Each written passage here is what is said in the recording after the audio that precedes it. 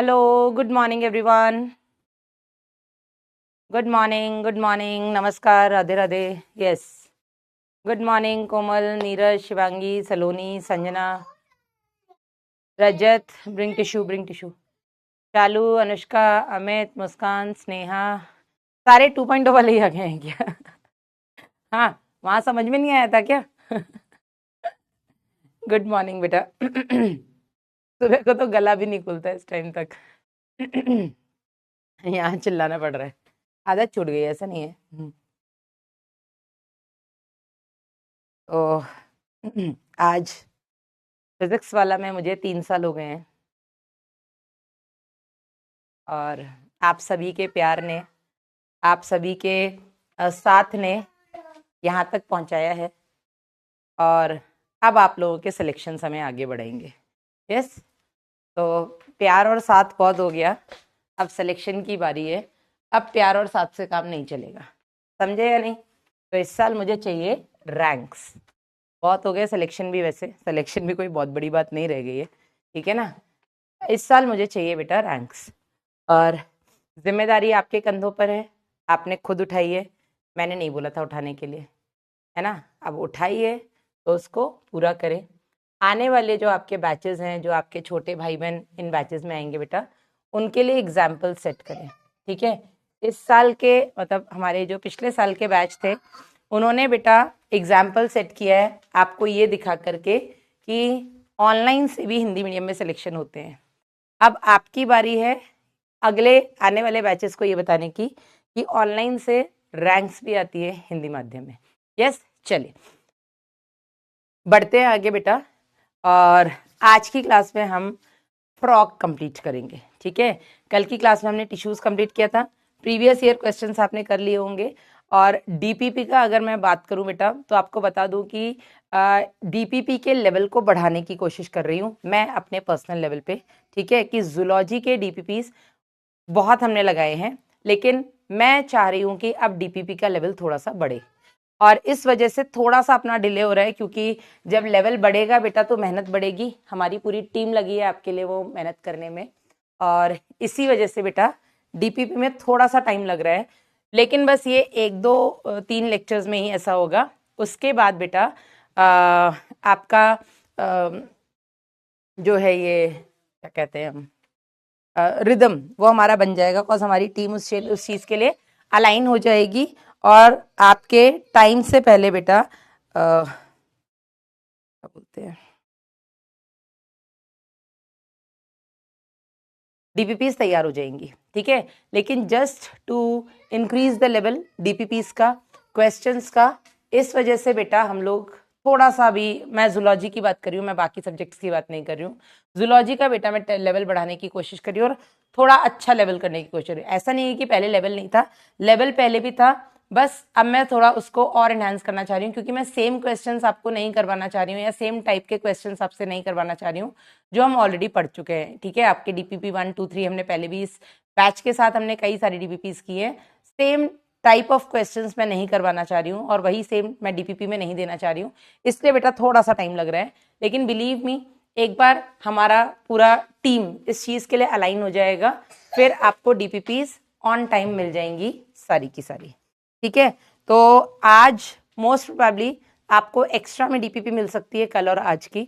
Number of questions भी DPPs में अब तक आपको 10 11 10 11 12 13 ऐसे दिए जाते थे, लेकिन इस साल बेटा डीपीपी में क्वेश्चंस भी मैं बढ़ाने की कोशिश कर रही हूँ।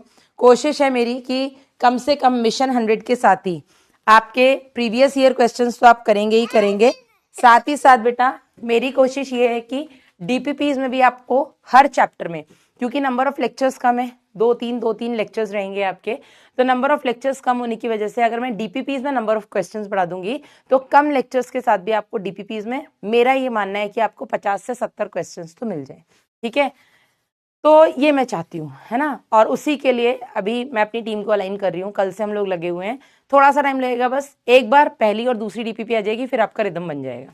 पीवाईक्यूज कहाँ से करें, दीक्षा पूछ रही है बेटा। अगर आपने हमारा मिशन 100 बैच लिया है तो आपको पीवाईक्यू मतलब जो आपकी किट है, कमबैक किट, वो आपके घर पे डिलीवर होगी, और उस कमबैक किट में आपको पीवाईक्यूज भी मिलेंगे।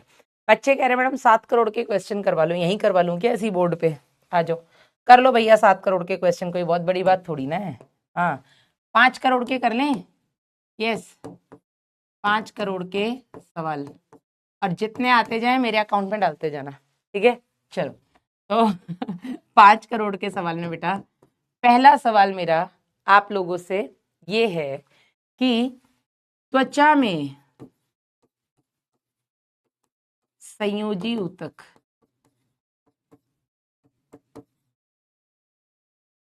कौन कौन से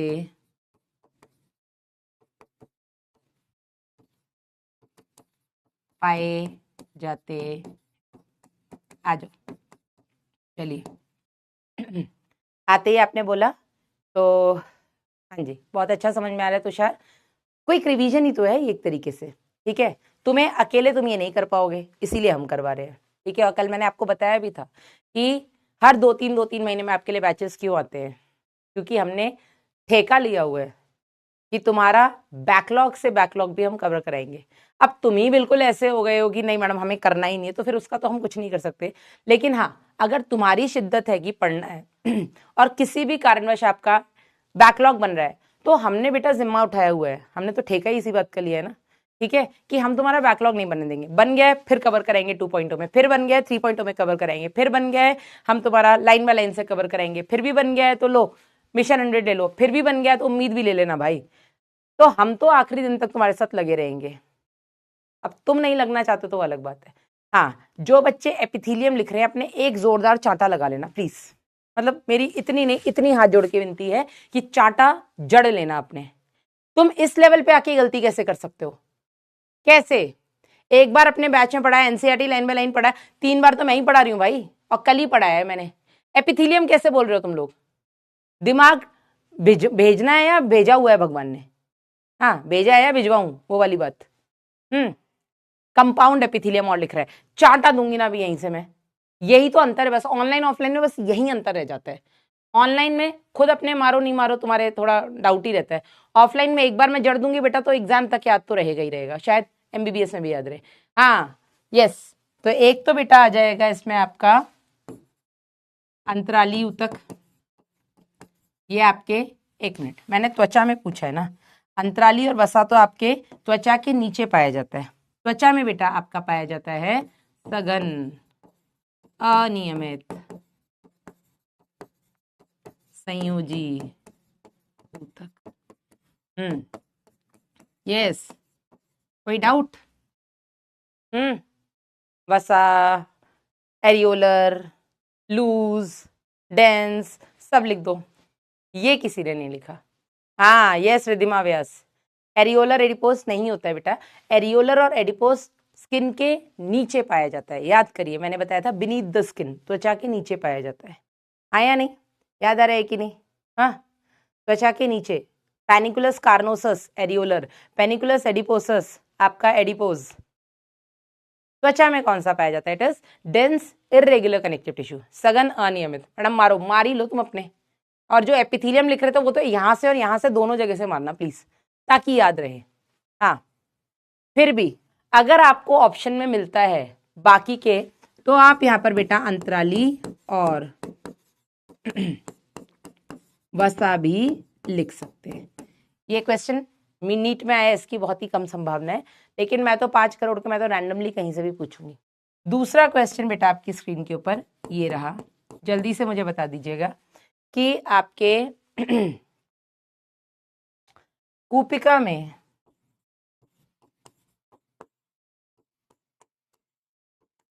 उपस्थित उपकला का नाम और कौन सी उपकला पाई जाती है और उसको किस नाम से जानते हैं? जल्दी से बता दो। हाँ सही है रुचिका, नाइस। बोर्ड की लाइट तेज कीजिए यार, बोर्ड की लाइट मैं तेज करूंगी ना तो हो सकता है जो जल रही है वो भी बंद हो जाए। सोनम पंडित, छलकी होती है यस। पोडोसाइट, चांटा देना इसके, ये पोडोसाइट वाला कहाँ है यार? मन तो कर रहा है मैं यहीं से, फिर वो कॉपी हो जाएगा कि मैंने एमआर सर की कॉपी की, मैं वो करना नहीं चाहती हूँ, पर मन तो मेरा सच में वही कर रहा है। तुम समझ गए होगे जिन्होंने उनकी रील देखी है। हाँ, न्यूमोसाइट्स। पोडोसाइट्स कहाँ होते हैं, इसी बात पे ये भी बता दो। तो कूपिकाओं में बेटा आपकी सरल शल की सिंपल स्क्वामस एपिथेलियम देखने को मिलती है, और इसको बेटा हम न्यूमोसाइट के नाम से जानते हैं। किस नाम से जानते हैं इसको हम? न्यूमोसाइट्स। समझे कि नहीं? पोडोसाइट कहाँ पाई जाती है, इसी बात पे आप मुझे आंसर कर दीजिएगा। हाँ, एक बच्चे ने लिखा है ना पोडोसाइट, तो अब आप ही बताओ। नहीं देखा तो मत देखो बेटा। हाँ, पोडोसाइट बोमेन संपुट में पाई जाती है। सासरीन बिल्कुल सही है। एक लिख रही है सिंपल स्क्वायर माना स्क्वायर शेप्ड होती है, पर सिंपल स्क्वामस बोलते हैं इसको। ठीक है, हाँ, किडनी के बोमेन संपुट में पाई जाती है, बिल्कुल सही है। तीसरा क्वेश्चन बेटा यहीं से हम लोग देख लेते हैं। मुझे ये बताइए, आपकी बेलनाकार रेखित और एक केंद्र की है,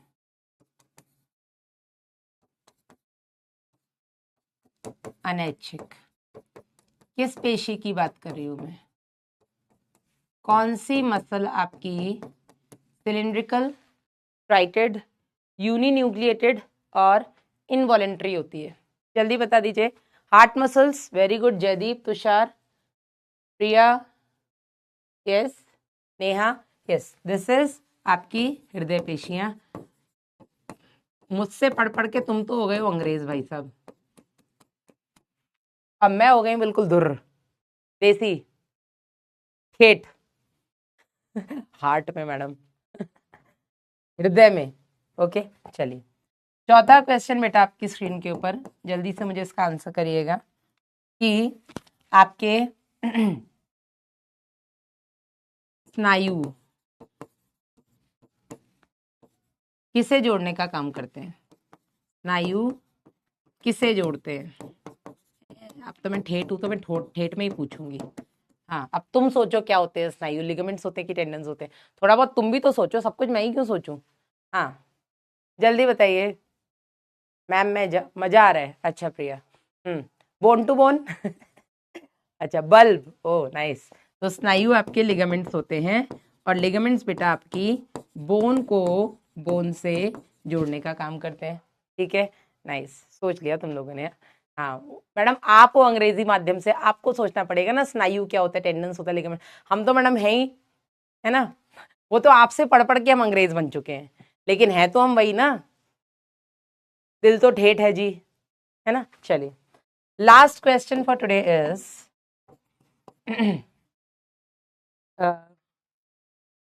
बताइएगा जरा कि आपकी पक्षमाभी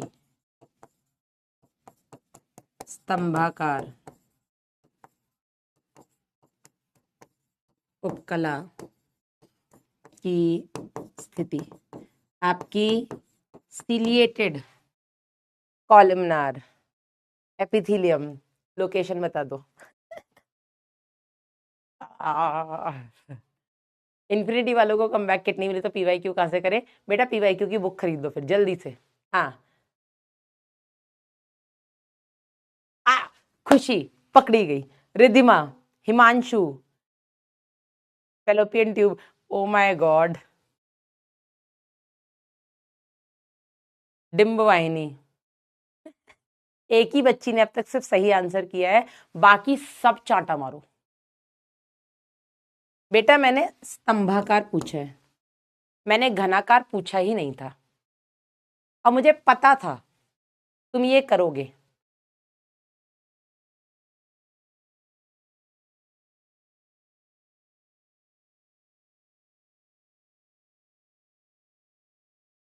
डिम्बवाहिनी, मुकत सतह क्या होती है? मुकत सतह क्या होती है भाई? पीसीटी कौन लिख रहा है भाई? पीसीटी कौन लिख रहा है? हाँ, पीसीटी में आपकी क्यूबॉइडल होती है। यस, ये तो बेटा नीट में कई बार आ चुका क्वेश्चन है। एक्चुअली ना यहाँ पे मेरे साथ चोट हो गई, मैं कुछ और पूछने वाली थी और मैं वो सोच के खुश हो रही थी और गड़बड़ हो गई। ठीक है, पर कोई बात नहीं, मैं इसको बदल दूं क्या प्लीज? अब तो क्या, अब तो चोट हो गई तो हो गई। अरे यार, चल मैं इसको अब बदलूंगी, हो गया ठीक है। अब हो गई चोट तो हो गई, लेकिन मैं चोट को सही करूंगी, मैं उससे बैंडेड लगाऊंगी। हाँ, जोश में होश खो बैठी आज मैं। चलिए कोई बात नहीं। क्वेश्चन इज ब्रश बॉर्डर स्तंभाकार उपकला की स्थिति बता दो। हाँ जी, हाँ अब बता दो बेटा। Brush border, simple, columnar, epithelium की लोकेशन बता दीजिए जरा। हाँ, अब चोट तो हो गई, आहार नाल अब बता दे रहे यार बच्चे। अरे यार शिट, अब तो यार मेरा मकसद जो था वो पूरा नहीं हो पाया। मैं अपने मकसद से भटक गई। आहार नाल में भी आपका आमाशय। तो ठीक है यार, बता ही दिया तुम लोगों ने, तुम्हें हिंट मिल गई। अगर मैं यही पहले लिख देती ना ब्रश वाटर स्तंभाकार, तो सारे बच्चे पीसीटी लिखते। ऐसा मेरे दिमाग में सोच सोच के मैं बहुत खुश हो रही थी। पर मेरे साथ ही चोट हो गई। कोई बात नहीं, हो गई तो हो गई, क्या कर सकते हैं। मैं अपने मकसद से भटक गई। हाँ, पाचन तंत्र में। Okay done. तो जिसने जितने जीते हो 50% मेरा है ना, ठीक है प्लीज। हाँ, दे देना मेरे अकाउंट में शांति से, नो चीटिंग। चलिए शुरू करें बेटा। यार अब इसका मलाल मुझे पूरे दिन रहेगा। दप्पा, हाँ दप्पा ही हो गया मेरे साथ। बड़े आगे, चलिए तो दिस इज इट। आज बेटा हम शुरू करते हैं इसका नेक्स्ट टॉपिक, जिसमें हमें पढ़नी है आकारिकी, ठीक है, मॉर्फोलॉजी और anatomy of certain animals. All दो पिछले साल की अगर हम बात करें 2025 की, 4.5 करोड़ जीते। ऐसे कैसे 4.5, ठीक है 2-2 करोड़ 2.5 करोड़ मेरे अकाउंट में आ जाने चाहिए और मार डालूंगी मैंने। चलिए पढ़ेंगे आज बेटा मेंढक। नीट 2025 में अगर हम बात करें, नीट 2025 जो कि अभी बदले हुए सिलेबस के हिसाब से पहला पेपर हुआ है बेटा, इसमें आपके फ्रॉग से 3 क्वेश्चंस आए हैं। कितने? 3 क्वेश्चन, तीनों के तीनों फ्रॉग से। 6 करोड़ जीत गए। वाओ, मेरी लॉटरी लग रही है। मैम इन्फिनिटी वाले कमबैक किट खरीदे बेटा। इन्फिनिटी वालों को ना कमबैक किट ऐसे फिजिकली तो डिलीवर नहीं होगी, लेकिन आपको ऑनलाइन एक्सेस मिल जाएगा ऐप के ऊपर ही। जो भी मटेरियल इनको हार्ड कॉपी में पहुंच रहा है, आपको सॉफ्ट कॉपी में एक्सेस मिल जाएगा। इफ यू वांट आप उसका प्रिंट आउट निकलवा सकते हो, ठीक है। चलिए शुरू करते हैं बेटा फ्रॉग। तो आज की क्लास में हम केवल फ्रॉग करेंगे, कल की क्लास में हम कॉकरोच कर लेंगे। इसके बाद बेटा अपनी ये क्लास रिकॉर्डेड होगी। पहला चैप्टर किसी भी सब्जेक्ट का आई गेस लाइव है, तो कल भी अपना ये चैप्टर जो होगा या अपनी ये क्लास जो होगी उसमें हम कॉकरोच पढ़ेंगे और ये लाइव रहेगा। उसके बाद बेटा ये रिकॉर्डेड चलेगा। पढ़ा दूंगी यार, कॉकरोच बोल तो रही हूँ। चलो अब बात करें बेटा आपके नीट में इस साल जो एनटीए ने सिलेबस अपडेट किया है। वैसे तो मैं कई बार बता चुकी हूँ, फिर से बेटा मैं बता रही हूँ कि एनटीए ने जो सिलेबस अपडेट किया है उसमें वो कहना तो चाह रहा था कि अब एनिमल्स में फ्रॉग ही आएगा, लेकिन उसका भी मकसद पूरा नहीं हो पाया। और उसने लिख दिया कि morphology and anatomy of insect, bracket में फ्रॉग लिख दिया है। उसको इंसेक्ट की जगह बस एनिमल लिखना था, तो हमारा और आपका दोनों का एक स्ट्रेस खत्म होता कि कॉकरोच नहीं पढ़ना है। लेकिन क्योंकि उसने इंसेक्ट और ब्रैकेट में फ्रॉग लिख दिया, तो हमें इंसेक्ट यानी कि कॉकरोच भी पढ़ना पड़ेगा। पर मुझे ऐसा लगता है कि इस साल भी वहां से क्वेश्चन नहीं आएगा, ऐसा मेरा पर्सनली मानना है। स्टार्ट करते हैं बेटा आपके फ्रॉग के बारे में इंट्रोडक्टरी पार्ट। तो इंट्रोडक्शन में बेटा सबसे पहले तो फ्रॉग आपके जो होते हैं वो एनिमल किंगडम में कॉर्डेट संघ, ठीक है, कॉर्डेट संघ के अंदर जो उपसंघ है, सब फाइलम जो है उसमें कशेरुकी, ठीक है। तो इसका जो संघ है बेटा वो हो गया कॉर्डेट, उपसंघ हो गया बेटा वर्टिब्राटा या वर्टिब्रेटा, और क्लास हो गया बेटा एम्फीबिया। अब इनको हम एम्फीबिया क्यों बोलते हैं बेटा? एम्फी मतलब बोथ। तो ये आपके जो होते हैं ये जल और थल दोनों पर रह करके बेटा अपना जो लाइफ साइकिल है उसको कंप्लीट करते हैं, इसलिए हम इनको एम्फीबियंस बोलते हैं। लाइव ही लीजिएगा प्लीज। Okay, will see. चलिए आगे बेटा बढ़ते हैं। जनरल कैरेक्टर्स में ये असमतापी होते हैं, जिनको हम अनियत तापी भी बोलते हैं। असमतापी या अनियत तापी बोल देते हैं। इसका मतलब ये आपके कोल्ड ब्लडेड एनिमल्स होते हैं, ठीक है। इनको हम बेटा पोइकिलोथर्म्स भी बोलते हैं। इसका काम क्या मतलब हुआ बेटा? इसका मतलब ये हुआ कि असमतापी, इनके पास अपनी बॉडी के टेम्परेचर को रेगुलेट करने की क्षमता नहीं होती है, ठीक है। इनके पास शरीर ताप नियमन क्षमता नहीं होती है। शरीर ताप नियमन क्षमता जो होती है वो एब्सेंट है। इसी की वजह से बेटा ये सर्दी और गर्मी में देखने को नहीं मिलते हैं। सर्दी और गर्मी में बेटा ये अंदर छुप जाते हैं बिल के, ठीक है। और उसको बेटा हम हाइबरनेशन और एस्टाइवेशन कहते हैं, ठीक है। तो जब बेटा ये आपके सर्दियों में हाइबरनेशन होता है बेटा, शीत निष्क्रियता, सर्दियों में बेटा ये बिलों में छुप जाते हैं। और इसी तरीके से बेटा ये गर्मियों में भी बिलों में छुप जाते हैं, जिसको हम बोलते हैं एस्टाइवेशन, ठीक है। इसको हम बोलेंगे ग्रीष्म निष्क्रियता, ठीक है। और इस दौरान होता क्या है? इस दौरान बेटा ये गड्ढों में चले जाते हैं, ठीक है। इस दौरान ये गड्ढों में चले जाते हैं और ये लीस्ट एक्टिविटी करते हैं। तो उस टाइम पर बेटा जिंदा रहने के लिए ये केवल और केवल सांस लेते हैं, ठीक है। इस टाइम पर ये केवल श्वसन करते हैं। तो आप लोगों ने जो गाना सुना होगा, जिंदा रहने के लिए तेरी कसम, एक मुलाकात जरूरी है सनम।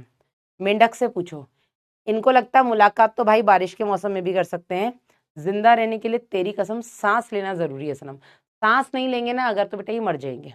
तो ये एस्टाइवेशन और हाइबरनेशन में, जब ये ग्रीष्म और शीत निष्क्रियता में बिलों में छुप जाते हैं बेटा, उस टाइम पर ये केवल और केवल सांस लेते हैं। इसके अलावा ये कूदा फांदी सब बंद कर देते हैं, बिकॉज इनकी बॉडी के पास जितना भी फैट स्टोर्ड है, फैट कल ही हमने पढ़ा था वसा, जो इमरजेंसी में काम आने वाला है ना। जब तक ये बारिश में बाहर निकलते हैं तब तक तो ये सांस इज वेरी इंपॉर्टेंट। सांस इज इंपॉर्टेंट, सांस नहीं भी हो चलेगा, ठीक है ना। तो जब तक बेटा ये बारिश में घूमते हैं बाहर, तब तक ये इतना खा पी करके इकट्ठा कर लेते हैं कि इमरजेंसी में या जब ये बेटा ग्रीष्म और शीत निष्क्रियता में अंदर जाते हैं, उस टाइम पर ये जो स्टोर्ड फैट है यही टूट करके बेटा इनको एनर्जी प्रोवाइड करता है, ठीक है।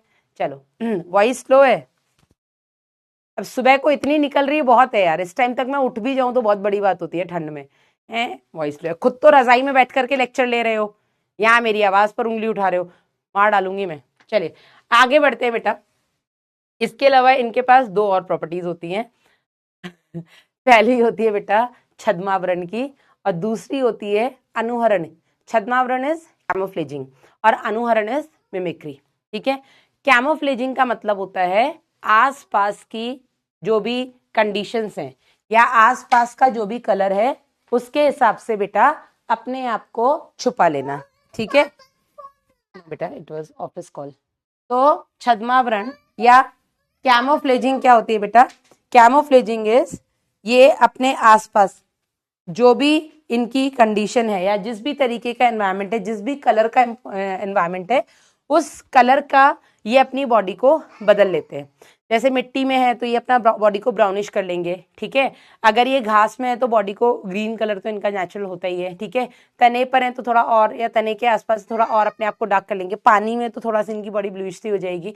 तो इसको बेटा हम छद्मावरण कहते हैं, ठीक है। तो छद्मावरण क्या होता है बेटा, या कैमोफ्लेजिंग क्या होती है? आसपास के बॉडी जो भी एनवायरमेंट कंडीशन है उसके हिसाब से बेटा बॉडी का कलर चेंज करना, ठीक है। और ये जनरली आपको कैमेलियन यानी कि गिरगिट में भी देखने को मिलता है। बात करें बेटा अनुहरण यानी कि मिमिक्री की, तो मिमिक्री का मतलब होता है मिमिक करना, किसी की भी कॉपी करना। तो ये मिमिक्री छद्मावरण की वजह से, छद्मावरण के लिए करते हैं। ये अपने आप को मिमिक करते हैं। मिमिक करते हैं मतलब कि एनवायरमेंट की कॉपी करते हैं। क्यों करते हैं? ताकि ये छुप सके, समझे या नहीं? छुप जाएंगे तो शिकारी से बच जाएंगे। यस, चलिए आगे बढ़ते हैं बेटा। नेक्स्ट, अगर हम इसकी मॉर्फोलॉजी की बात करें, बाह्य आकारिकी की बात करें, तो बाय आकारिकी में बेटा आपको क्या क्या देखने को मिलता है? सबसे पहले तो इनकी बॉडी के दो पार्ट्स हैं, ठीक है। इनकी बॉडी सिर और धड़, ठीक है, हेड और ट्रंक में विभाजित होती है, ठीक है। इनके पास गर्दन और पूंछ होती को नहीं भाई साहब, गर्दन और पूंछ नहीं होती है इनके पास, ठीक है। इनके पास सिर होता है और पूरा ट्रंक होता है। इनकी जो स्किन होती है वो पूरी मॉइस्ट रहती है, नम रहती है, ठीक है। और ये बेटा मॉइस्ट स्किन क्यों रहती है? क्योंकि इनकी स्किन पर श्लेष्मा ग्रंथियां होती हैं जो कि श्लेष्मा का स्राव करती हैं, ठीक है। और ये श्लेष्मा ग्रंथियां, श्लेष्मा का स्राव जो कि म्यूकस हो गया देख आवाज ही नहीं निकल रही है, म्यूकस का स्राव करती हैं, ठीक है। और इसी नम त्वचा की वजह से बेटा ये श्वसन करते हैं, ठीक है। श्वसन का माध्यम बेटा यही नम त्वचा बनती है। और यही कारण है कि आपको सर्दी और गर्मी में देखने को नहीं मिलेंगे, क्योंकि सर्दियों में बाहर का एनवायरनमेंट बहुत ड्राई हो जाता है, हाँ या नहीं? हाथ पैर पे दिन भर तेल या बॉडी लोशन रगड़ना पड़ता है ना। और गर्मियों में बेटा बाहर इतना टेम्परेचर हाई होता है कि इनकी स्किन पर जो नमी है, जो मॉइस्चर है, वो पूरा का पूरा एवापोरेट हो जाएगा। सर्दियों में बेटा ड्राइनेस की वजह से जो म्यूकस है वो नहीं रहेगा, है ना। तो अगर बेटा इनकी स्किन जो है वो मॉइस्ट नहीं रहेगी, उस पर म्यूकस नहीं रहेगा, तो ये गैसों का विनिमय, डिफ्यूजन ऑफ गैसेस नहीं कर पाएंगे। और डिफ्यूजन ऑफ गैस नहीं होगा तो बेटा सांस नहीं लेंगे। मॉइस्ट स्किन इनका मेन रेस्पिरेटरी ऑर्गन है, और उस कंडीशन में बेटा ये मर जाएंगे, ठीक है। डन है। मेंढक पूरी जिंदगी पानी नहीं पीता है, ये केवल अपनी स्किन से ही पानी को एब्जॉर्ब करता है, ठीक है। तो मेंढक जो होते हैं ये पानी नहीं पीते, ठीक है, पानी नहीं पीते, ये त्वचा से ही अवशोषण करते हैं, ठीक है, स्किन से एब्जॉर्ब करते हैं पानी को, ठीक है। पीते कौन ही भाई साहब ये। बात करें इनकी बॉडी कलर का, तो ऊपर की तरफ यानी कि डॉर्सली पृष्ठ भाग में बेटा ये जो होते हैं ये ऑलिव ग्रीन कलर के होते हैं, धानी हरा रंग जिसको हम बोलते हैं ना, ये ऑलिव ग्रीन कलर के होते हैं पृष्ठ में, है ना। जबकि अधर भाग में यानी कि जमीन की तरफ बेटा ये एकदम लाइट येलो कलर के होते हैं। अब अगर हम बात करें इसके डॉर्सली, तो जो इसका ऑलिव ग्रीन कलर है बेटा, उस पर भी आपको डार्क स्पॉट्स देखने को मिलते हैं गहरे लाल रंग के, ठीक है। एक बच्ची बोल रही थी मैडम मिमिक्री बता दो। मिमिक करना मतलब कॉपी करना, मिमिक करने का मतलब होता है बेटा कॉपी करना, ठीक है। आप करते हैं ना, टीचर्स डे पे तो तुम्हें बढ़िया मौका मिल जाता है, जो टीचर बन के जाते हो उसकी दिन भर एक्टिंग करते हो, वो टीचर कैसे करता है, तो आप एक्चुअली उसको मिमिक कर रहे हो। सुनील ग्रोवर को ले लो भाई साहब, सुनील ग्रोवर से ऊपर कोई कॉमेडियन है क्या आज की डेट में? तो सुनील ग्रोवर जो है बेटा वो सारे के सारे एक्टर्स को मिमिक करता है, उनकी कॉपी करता है, ठीक है। शाह आलम क्लियर है बेटा? तो मिमिक्री करना मतलब एनवायरनमेंट की कॉपी करना, जैसा एनवायरनमेंट है ये वैसा ही अपने आप को बनाने की कोशिश करते हैं, ठीक है। और मिमिक्री ये करते क्यों है? जिससे कि ये छुप जाए, ठीक है। छद्मावरण या कैमोफ्लेजिंग का मतलब क्या होता है बेटा? एनवायरनमेंट में या जो भी आसपास का एनवायरनमेंट है, वातावरण है, उसमें ये छुप जाते हैं, समझे या नहीं? तो ये कैमोफ्लेजिंग इसलिए कर पाते क्योंकि ये मिमिक करते हैं, ठीक है। हाँ, हम लोग तो पीएम की मिमिक्री करते हैं, वाओ नाइस। चलिए आगे बढ़ते हैं बेटा। मॉर्फोलॉजी में ही अगर हम बात करें इनके मुख भाग की, तो या इनके हेड पार्ट की, तो हेड में बेटा या सिर, उसमें बेटा एक तो हो गया मुख, ठीक है, which is the mouth. Mouth के ऊपर बेटा एक जोड़ी इनके पास एक्सटर्नल नेयर्स होते हैं, बायनासा छिद्र, नॉस्ट्रिल्स होते हैं, ठीक है। इसके अलावा बेटा और ऊपर आ जाओ तो इनके पास आईज होती हैं, आईज बेटा बाहर की तरफ निकली हुई होती हैं, ठीक है। इनके जो नेत्र होते हैं वो बाहर की ओर निकले हुए होते हैं। और इनके पास आईलिड्स तो होती हैं, पलकें जो होती हैं ऊपरी और निचली पलकें होती हैं, जैसे कि हमारे पास होती हैं। इनके पास एडिशनल एक और आईलिड होती है जिसको हम बेटा निमेशक पटल या क्या बोलते हैं इसको यार, निक्टिडेटिंग मेम्ब्रेन कहते हैं, निक्टिडेटिंग मेम्ब्रेन। हमारे पास भी ये है, लेकिन बेटा हमारे केस में ये वेस्टिजियल है, यानी कि अवशेषी अंग है, प्रेजेंट है पर किसी काम की नहीं है, ठीक है ना। तो इनके पास निक्टिडेटिंग मेम्ब्रेन होती है जो कि इनको पानी में कवर मतलब हेल्प करती है स्विम करने में। जब ये पानी में स्विम करते हैं तो उस टाइम पे बेटा निक्टिडेटिंग मेम्ब्रेन जो होती है वो कवर कर लेती है इनकी पूरी आई को, जिसकी वजह से ये आँख खोल करके तैर सकते हैं। और इनके लिए खोल के तैरना इसलिए भी ज़रूरी है क्योंकि आँख खोल के तैरेंगे तो इनको अपना शिकारी भी मिल जाएगा, आँख खोल के तैरेंगे तो कोई इनको खाने आ रहा है तो ये उससे भी देख लेंगे और बच के भाग जाएंगे। ठीक है, बात करें बेटा, ये हो गया मुख, मुख के ऊपर एक पेयर एक्सटर्नल लेयर्स, उसके ऊपर बेटा बाहर की तरफ निकले हुए एक जोड़ी आईज, और आईज में एडिशनल आईलिड होता है जिसको हम निक्टिडेटिंग मेम्ब्रेन या निमेशक पटल कहते हैं। साइड में आएंगे तो बेटा इनके पास एक जोड़ी ईयर्स होते हैं।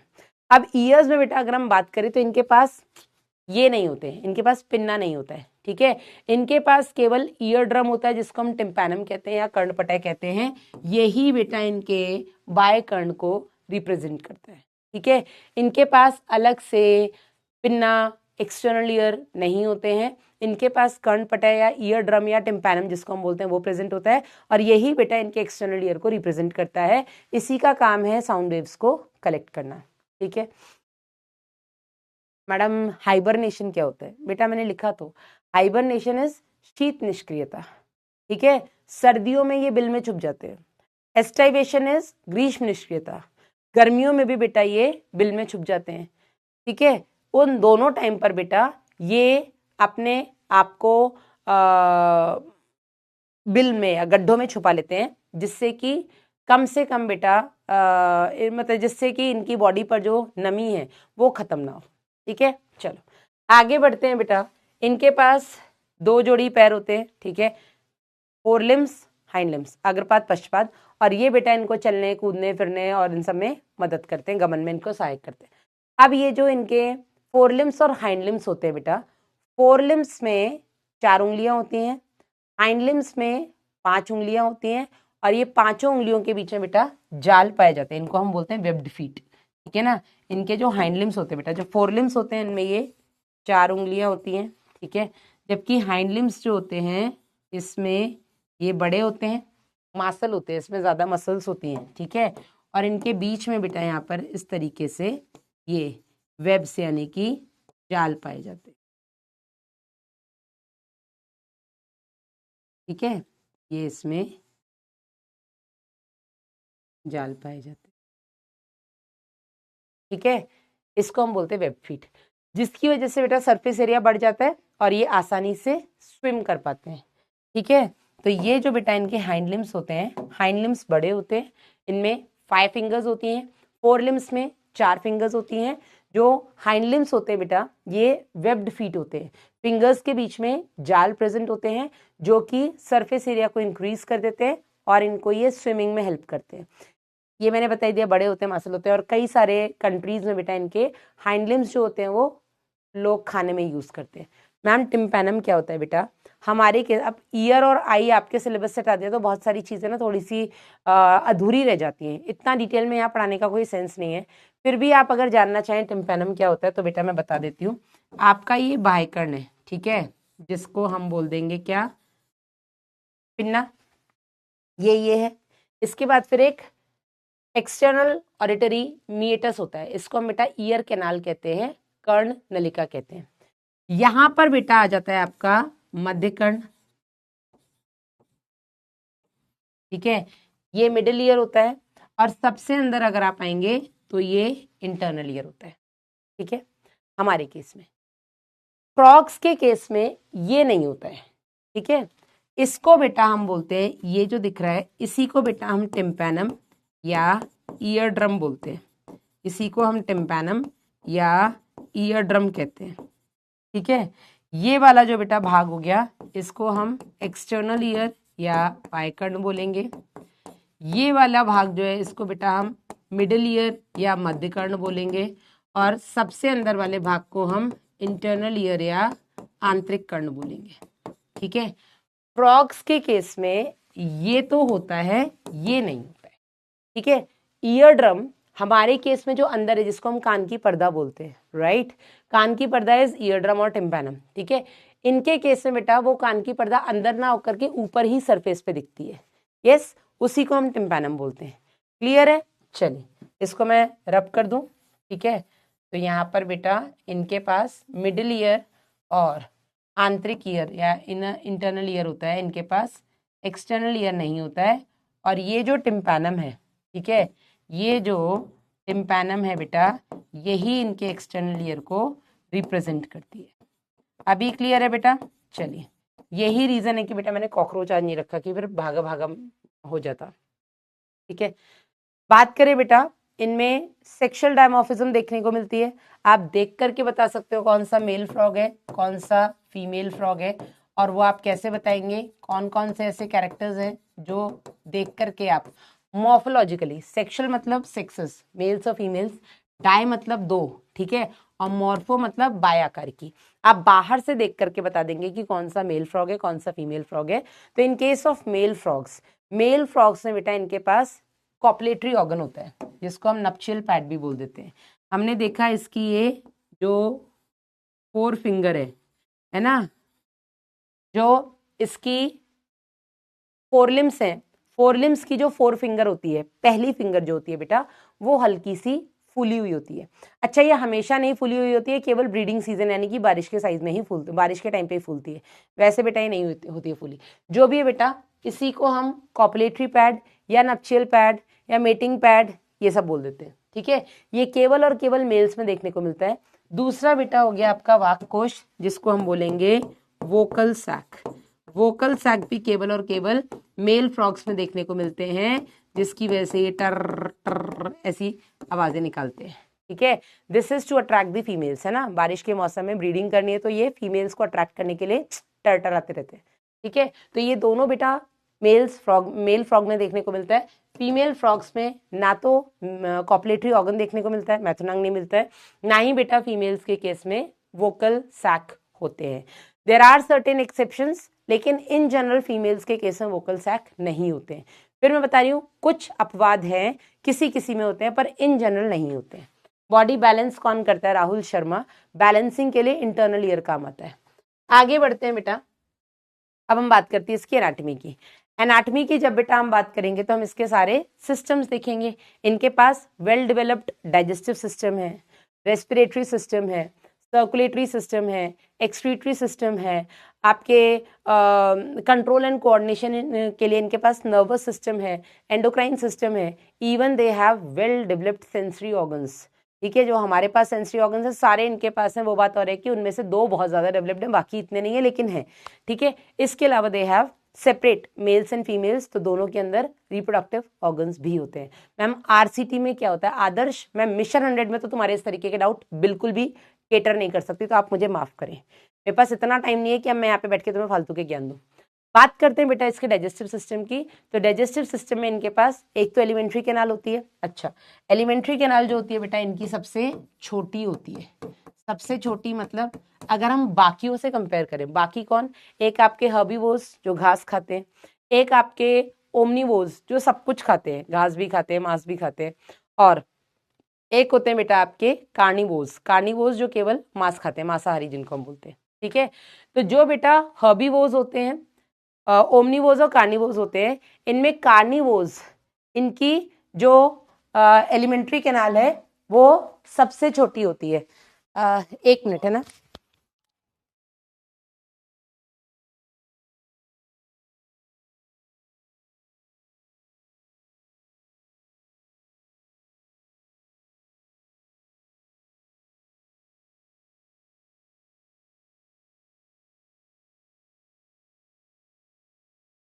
बेटा, है ना, 1 मिनट।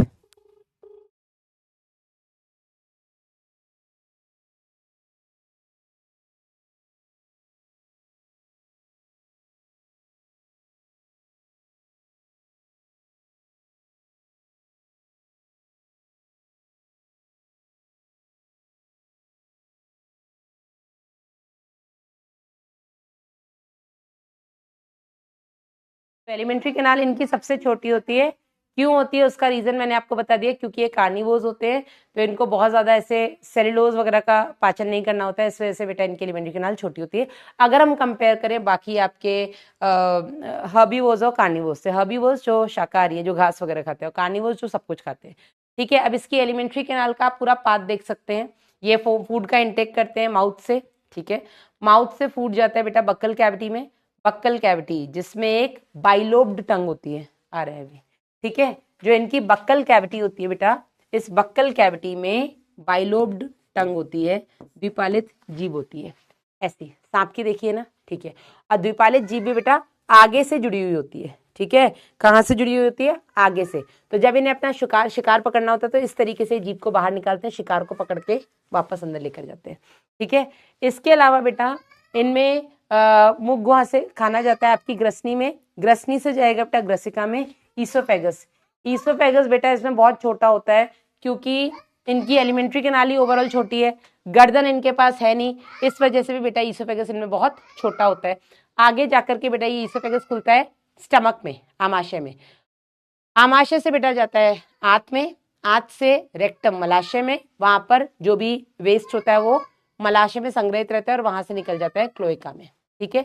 क्लोएका इनमें एक कॉमन चैम्बर है जिसमें बेटा अनडाइजेस्टेड फूड, इसी क्लोएका में बेटा आपका जो क्या कहेंगे यूरिन, और इसी क्लोएका से बेटा इनके स्पर्म्स और एग्स सब कुछ बाहर निकलते हैं, ठीक है ना। तो क्लोएका इनमें एक कॉमन चैम्बर है जो कि पाचन, उत्सर्जन और जनन तीनों के साथ कनेक्टेड है, ठीक है ना। बात करें बेटा इसमें जो सहायक ग्रंथियां, पहले तो आपको ये पूरा ये पता होना चाहिए, ठीक है, ये इंपॉर्टेंट है। इनकी आहार नाल के कौन कौन से पार्ट किस किस क्रम में या सीक्वेंस में प्रेजेंट रहते हैं, ये इंपॉर्टेंट है। बात करें बेटा इसमें जो सहायक ग्रंथियां हैं जिनको हम पाचन ग्रंथियां बोलते हैं, यार हाँ बेटा है सूर्या, और 1 फरवरी से ये जा रहा है स्कूल, तो 1 फरवरी से मुझे घर में 3 घंटे 4 घंटे, तो 3 घंटे तो शांति मिलेगी, आने के बाद ये थक के सो जाया करेगा तो 2 घंटे की मुझे और शांति मिला करेगी। अभी बस 1 फरवरी तक थोड़ा दिक्कत है, तब तक झेल रही हूँ मैं भी, मुझे तो लेकिन अभी से सोच सोच के इतने मतलब वो एक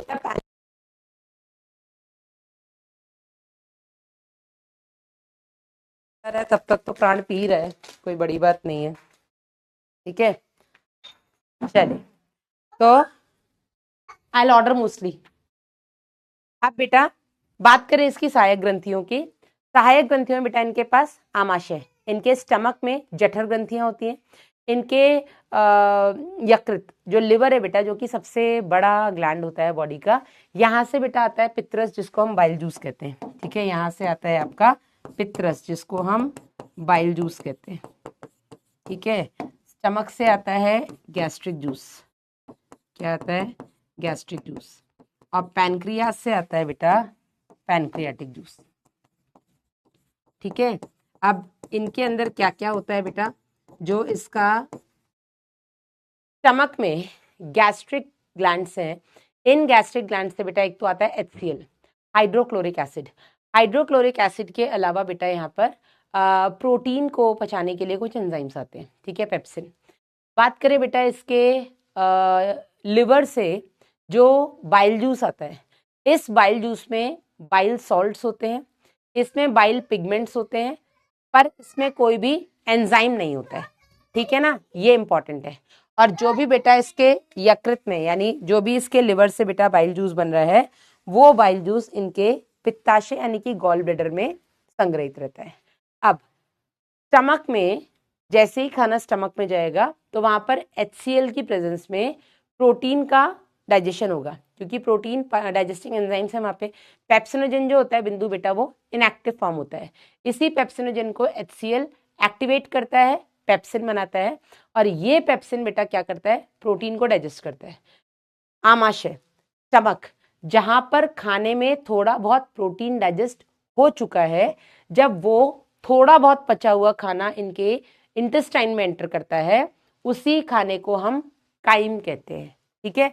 दोबारा से रिपीट कर रही हूं, इनके स्टमक में गैस्ट्रिक जूस में जो भी एंजाइम्स आए हैं जो कि प्रोटीन का डाइजेशन करवाते हैं, तो स्टमक में जो थोड़ा बहुत प्रोटीन का डाइजेशन हो जाता है, उसके बाद बेटा जो थोड़ा बहुत पचा हुआ खाना इनकी इंटेस्टाइन में जाता है, उसी को बेटा हम काइम कहते हैं।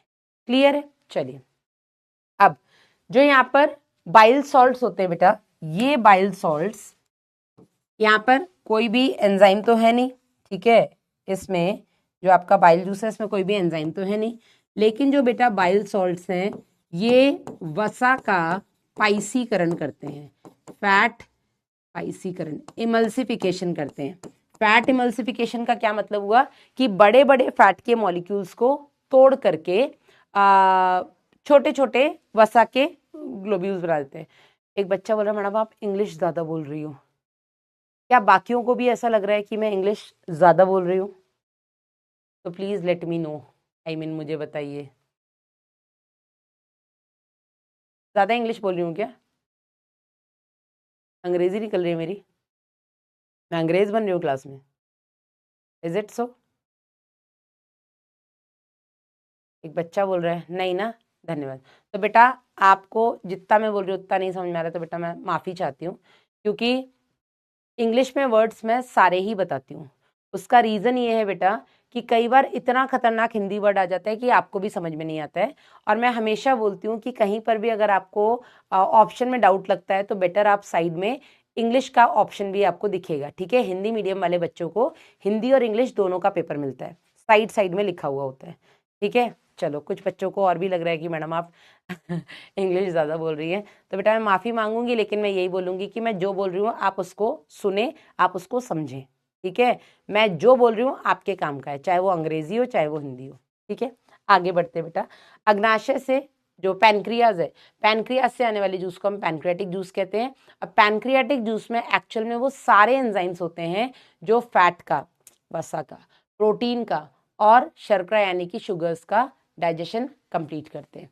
तो एक्चुअल में इनमें जो डाइजेशन कंप्लीट होता है, जो पाचन की पूरी क्रिया बेटा कंप्लीट होती है, वो आंत में होती है, इंटेस्टाइन में होती है। और इसी इंटेस्टाइन में जो भी पचा हुआ भोजन है उसको एब्जॉर्ब कर लिया जाता है। और एब्जॉर्प्शन के लिए याद करिए, हमने कल भी पढ़ा था कि पूरी आहार नाल में, चाहे वो आपका आमाशय स्टमक हो, चाहे वो आपका आंत इंटेस्टाइन हो, पूरी की पूरी जो आपकी एलिमेंट्री कैनाल है उसमें बेटा जहां जहां भी एब्जॉर्प्शन होगा, एब्जॉर्प्शन के लिए बेटा माइक्रोविलाई वाले स्तंभाकार उपकला पाई जाएगी, आया नहीं? तो यहां पर भी बेटा आपके सूक्ष्मांकुर युक्त, जिसको आप brush border simple columnar epithelium बोल सकते हैं। डन है यहाँ तक? तो आंत में बेटा जो भी भोजन पचाया हुआ है या जो पच गया है उसके एब्जॉर्प्शन के लिए सूक्ष्मांकुर युक्त सरल स्तंभाकार उपकला पाई जाती है, ठीक है? नहीं बेटा सारे टेस्ट दो वसीम, सारे टेस्ट दो बेटा। डन। आगे बढ़ते हैं। ये इसका आहार नाल का एक फिगर दिखाया हुआ है, जिसमें एक्चुअली आहार नाल के अलावा भी बहुत कुछ दिखाया हुआ है, ठीक है? यहाँ पर बेटा इसकी ये किडनीज दिखा दी हैं, किडनीज के ऊपर फैट बॉडीज दिखा दी हैं। ये जो बेटा फैट बॉडीज हैं ये आपको दिख रही हैं, ये वसा बॉडी या वसा, आप देखो तुम्हारी एनसीईआरटी भी आधी अंग्रेजी आधी हिंदी करी है, वसा बॉडी लिख रही है भाई, वसा काय भी तो लिख सकती थी। तो यहाँ पर ही बेटा वसा का संग्रहण होता है, फैट का स्टोरेज होता है, और यही वसा बेटा जब फ्रॉग हाइबरनेशन और एस्टाइवेशन यानी कि शीत और ग्रीष्म निष्क्रियता में जाते हैं तो यही संग्रहित वसा बेटा टूट करके ऊर्जा देता है, ठीक है? इधर बेटा आप देख सकते हैं ये इनका हार्ट हो गया, ठीक है? यहाँ पर ये इनका ये फेफड़े हो गए, इनके पास गुलाबी रंग के छोटे छोटे अंडाकार फेफड़े होते हैं दोनों तरफ, ठीक है? रीढ़ की हड्डी के दोनों तरफ होते हैं। ये लिवर हो गया, लिवर से जुड़ा हुआ पित्ताशय हो गया, लिवर से ही बेटा बाइल जूस आएगा जो कि पित्ताशय में संग्रहित रहता है, और पित्ताशय से और यकृत से जो पित्त वाहिनी होती है वो लेकर के आती है इसको, ठीक है? फिर इधर बेटा ये हो गई आहार नाल, ठीक है? जो कि मुग्वा में खुलेगी, मुग्वा ग्रसनी, ग्रसनी से ग्रसिका, ग्रसिका छोटी होती क्योंकि गर्दन में होती नहीं है, वो जाके आमाशय में खुलेगी, आमाशय से आंत में जाएगा, आंत जाकर के खुलेगी अवस्कर में, ठीक है? और अवस्कर से बाहर।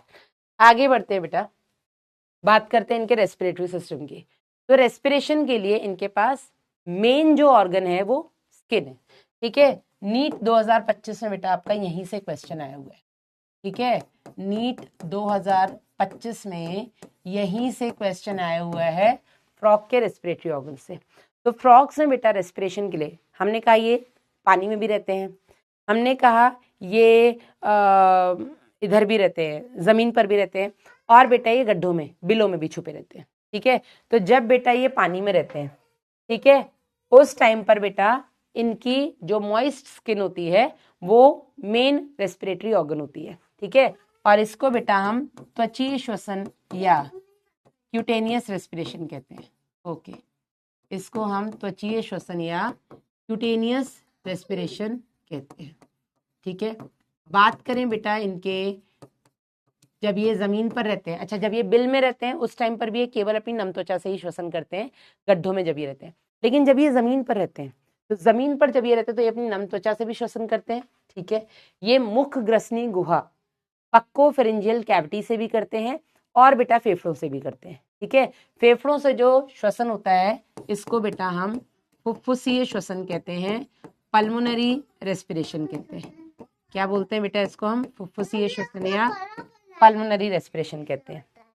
ठीक है, इनमें जो लंग्स होते हैं बेटा, वो लंग्स इनमें अभी मैंने आपको डायग्राम में दिखाया, लंबे अंडाकार पिंक कलर के होते हैं, जो कि बॉडी कैविटी में, ट्रंक है, ऊपर हेड हो गया, ट्रंक हो गया, ट्रंक में बेटा ऊपर की तरफ या आगे की तरफ ये सिचुएटेड या स्थित होते हैं।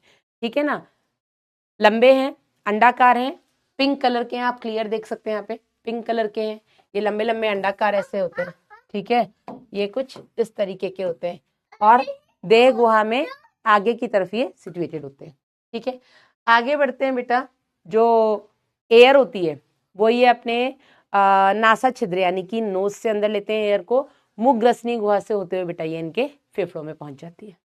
बढ़ते हैं बेटा नेक्स्ट इनके सर्कुलेटरी सिस्टम की अगर हम बात करें तो circulatory system, thank you Shweta, circulatory system की अगर हम बात करें तो इनके पास हमारी तरह क्लोज्ड सर्कुलेटरी सिस्टम यानी कि बंद प्रकार का श्वसन तंत्र होता है।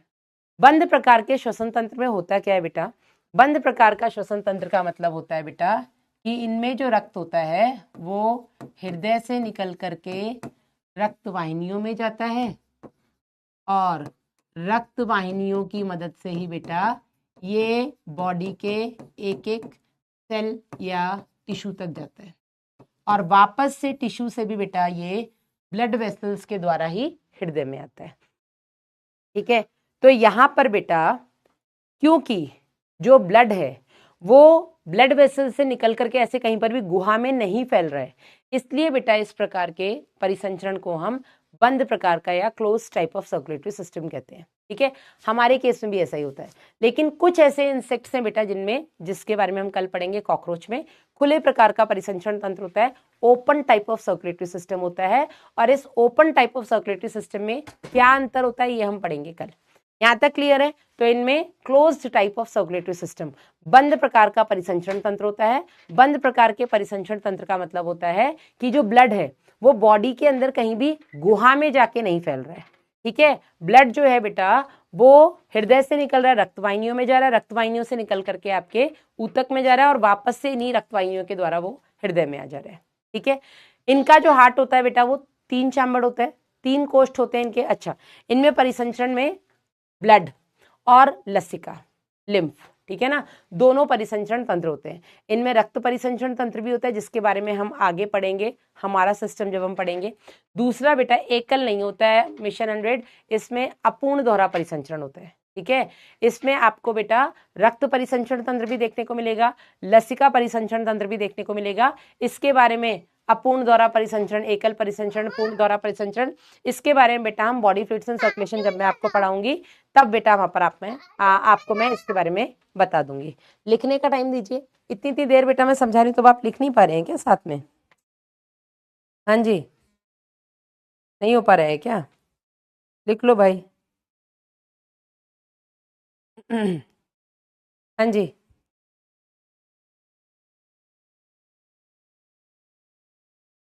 चलिए, नॉट वर्किंग। आगे बढ़ते हैं। तो इनमें बेटा जो हार्ट होता है 3 चैम्बर्ड होता है। डिटेल में इसके बारे में जब मैं आपको बॉडी फ्लूइड्स एंड सर्कुलेशन अपना चैप्टर पढ़ाऊंगी, शरीर द्रव्य तथा परिसंचरण, वहां पर इसके बारे में मैं आपको डिटेल में समझाऊंगी। ठीक है, तो इनका हृदय बेटा 3 कोष्ठी होता है जिसमें 2 आलिंद 1 निलय होते हैं। ठीक है, 2 आलिंद और 1 निलय होते हैं, 2 एट्रियम या 2 एट्रिया होगा और एक बेटा इसमें निलय यानी कि वेंट्रिकल होता है। ठीक है, इसके अलावा बेटा जो हार्ट होता है वो भी ऊपर की तरफ है और ये आप देख सकते हैं। ठीक है, फेफड़े भी ट्रंक में ऊपर की तरफ है और हार्ट भी इनमें ऊपर की तरफ ही सिचुएटेड होता है। ठीक है, हार्ट की जो कवरिंग होती है बेटा उसको हम पेरिकार्डियम कहते हैं। ठीक है। हार्ट की कवरिंग हमारे केस में भी पेरिकार्डियम कहलाती है। पेरी मतलब चारों तरफ, कार्डिया मतलब हृदय, तो हार्ट की कवरिंग को हम पेरिकार्डियम कहते हैं। ठीक है। इसके अलावा बेटा इनके पास आर्टीरियल और वीनस सिस्टम होता है।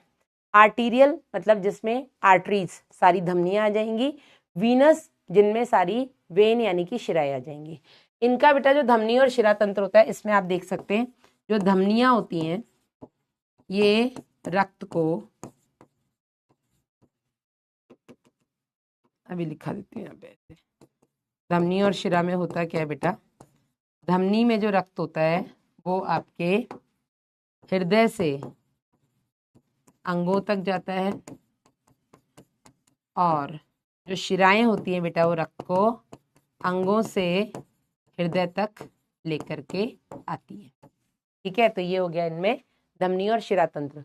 आगे बढ़े बेटा, अगर हम इनका हार्ट का वर्किंग देखें तो हार्ट की वर्किंग को मैं फिर से बता रही हूँ, थोड़ा और डिटेल में आपको समझ में आएगा जब मैं आपको ह्यूमन हार्ट पढ़ाऊंगी तब। अभी फिलहाल ये समझ लीजिए बेटा कि इनके पास 3 कोष्ठीय हृदय होता है। ठीक है, एक हो गया बेटा आपका दायां आलिंद, दूसरा हो गया बायां आलिंद, और तीसरा बेटा हो गया इनके पास निलय। ठीक है, यस, तो ये हो गया बेटा इनका दायां आलिंद,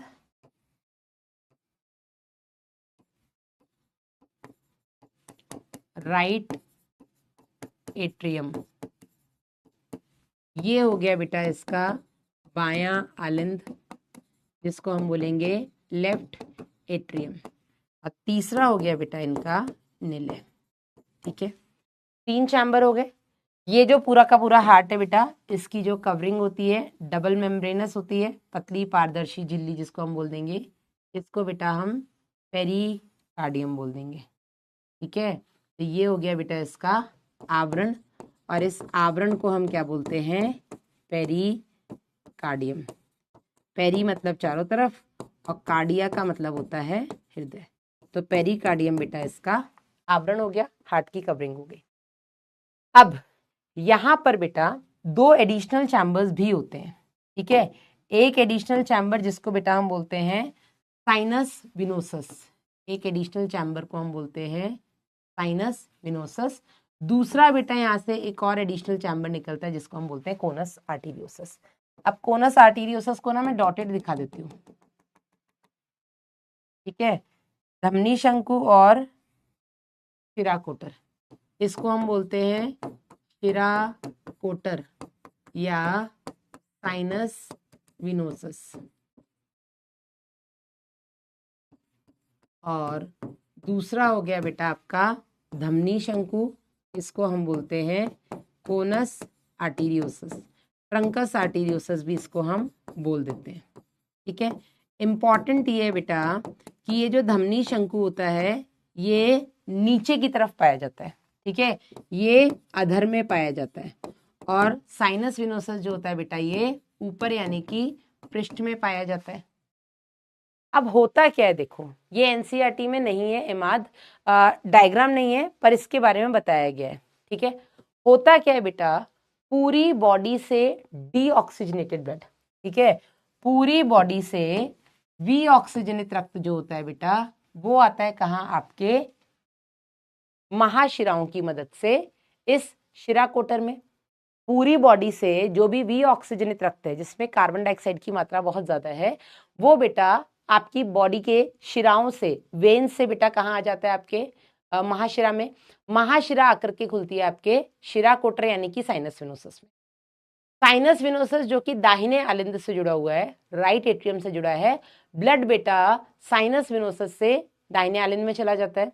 ये सारा का सारा डीऑक्सीजनेटेड ब्लड है, इसमें कार्बन डाइऑक्साइड की मात्रा ज्यादा है, तो ये दाहिने आलिंद से बेटा चला जाएगा निलय में। वहीं दूसरी तरफ आपका जो बायां आलिंद है ये आपके फेफड़ों से ऑक्सीजनित रक्त ले रहा है।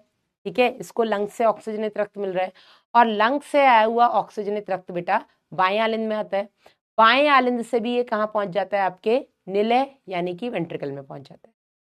अब निलय में एक तरफ से आ रहा है कार्बन डाइऑक्साइड वाला रक्त जो कि दाहिने आलिंद से आया, दूसरी तरफ बाएं आलिंद से बेटा ऑक्सीजनेटेड ब्लड आ रहा है, ऑक्सीजन वाला, ये वेंट्रिकल में आके मिक्स हो जाता है, ठीक है। वेंट्रिकल में आपका जो ब्लड है वो कार्बन डाइऑक्साइड और ऑक्सीजन दोनों वाला यहाँ पर मिक्स हो गया, ठीक है। अब ये जो बेटा वेंट्रिकल है, इस वेंट्रिकल से मिक्स्ड ब्लड बाहर निकलता है, ठीक है। ये फेस जैसा लग रहा है मेंढक के। चलो, इस वेंट्रिकल से बेटा जो ब्लड बाहर निकलता है उसमें ऑक्सीजन भी है, कार्बन डाइऑक्साइड भी है, तो इसको बेटा हम मिक्स्ड ब्लड कहते हैं, मिश्रित रक्त बोलते हैं।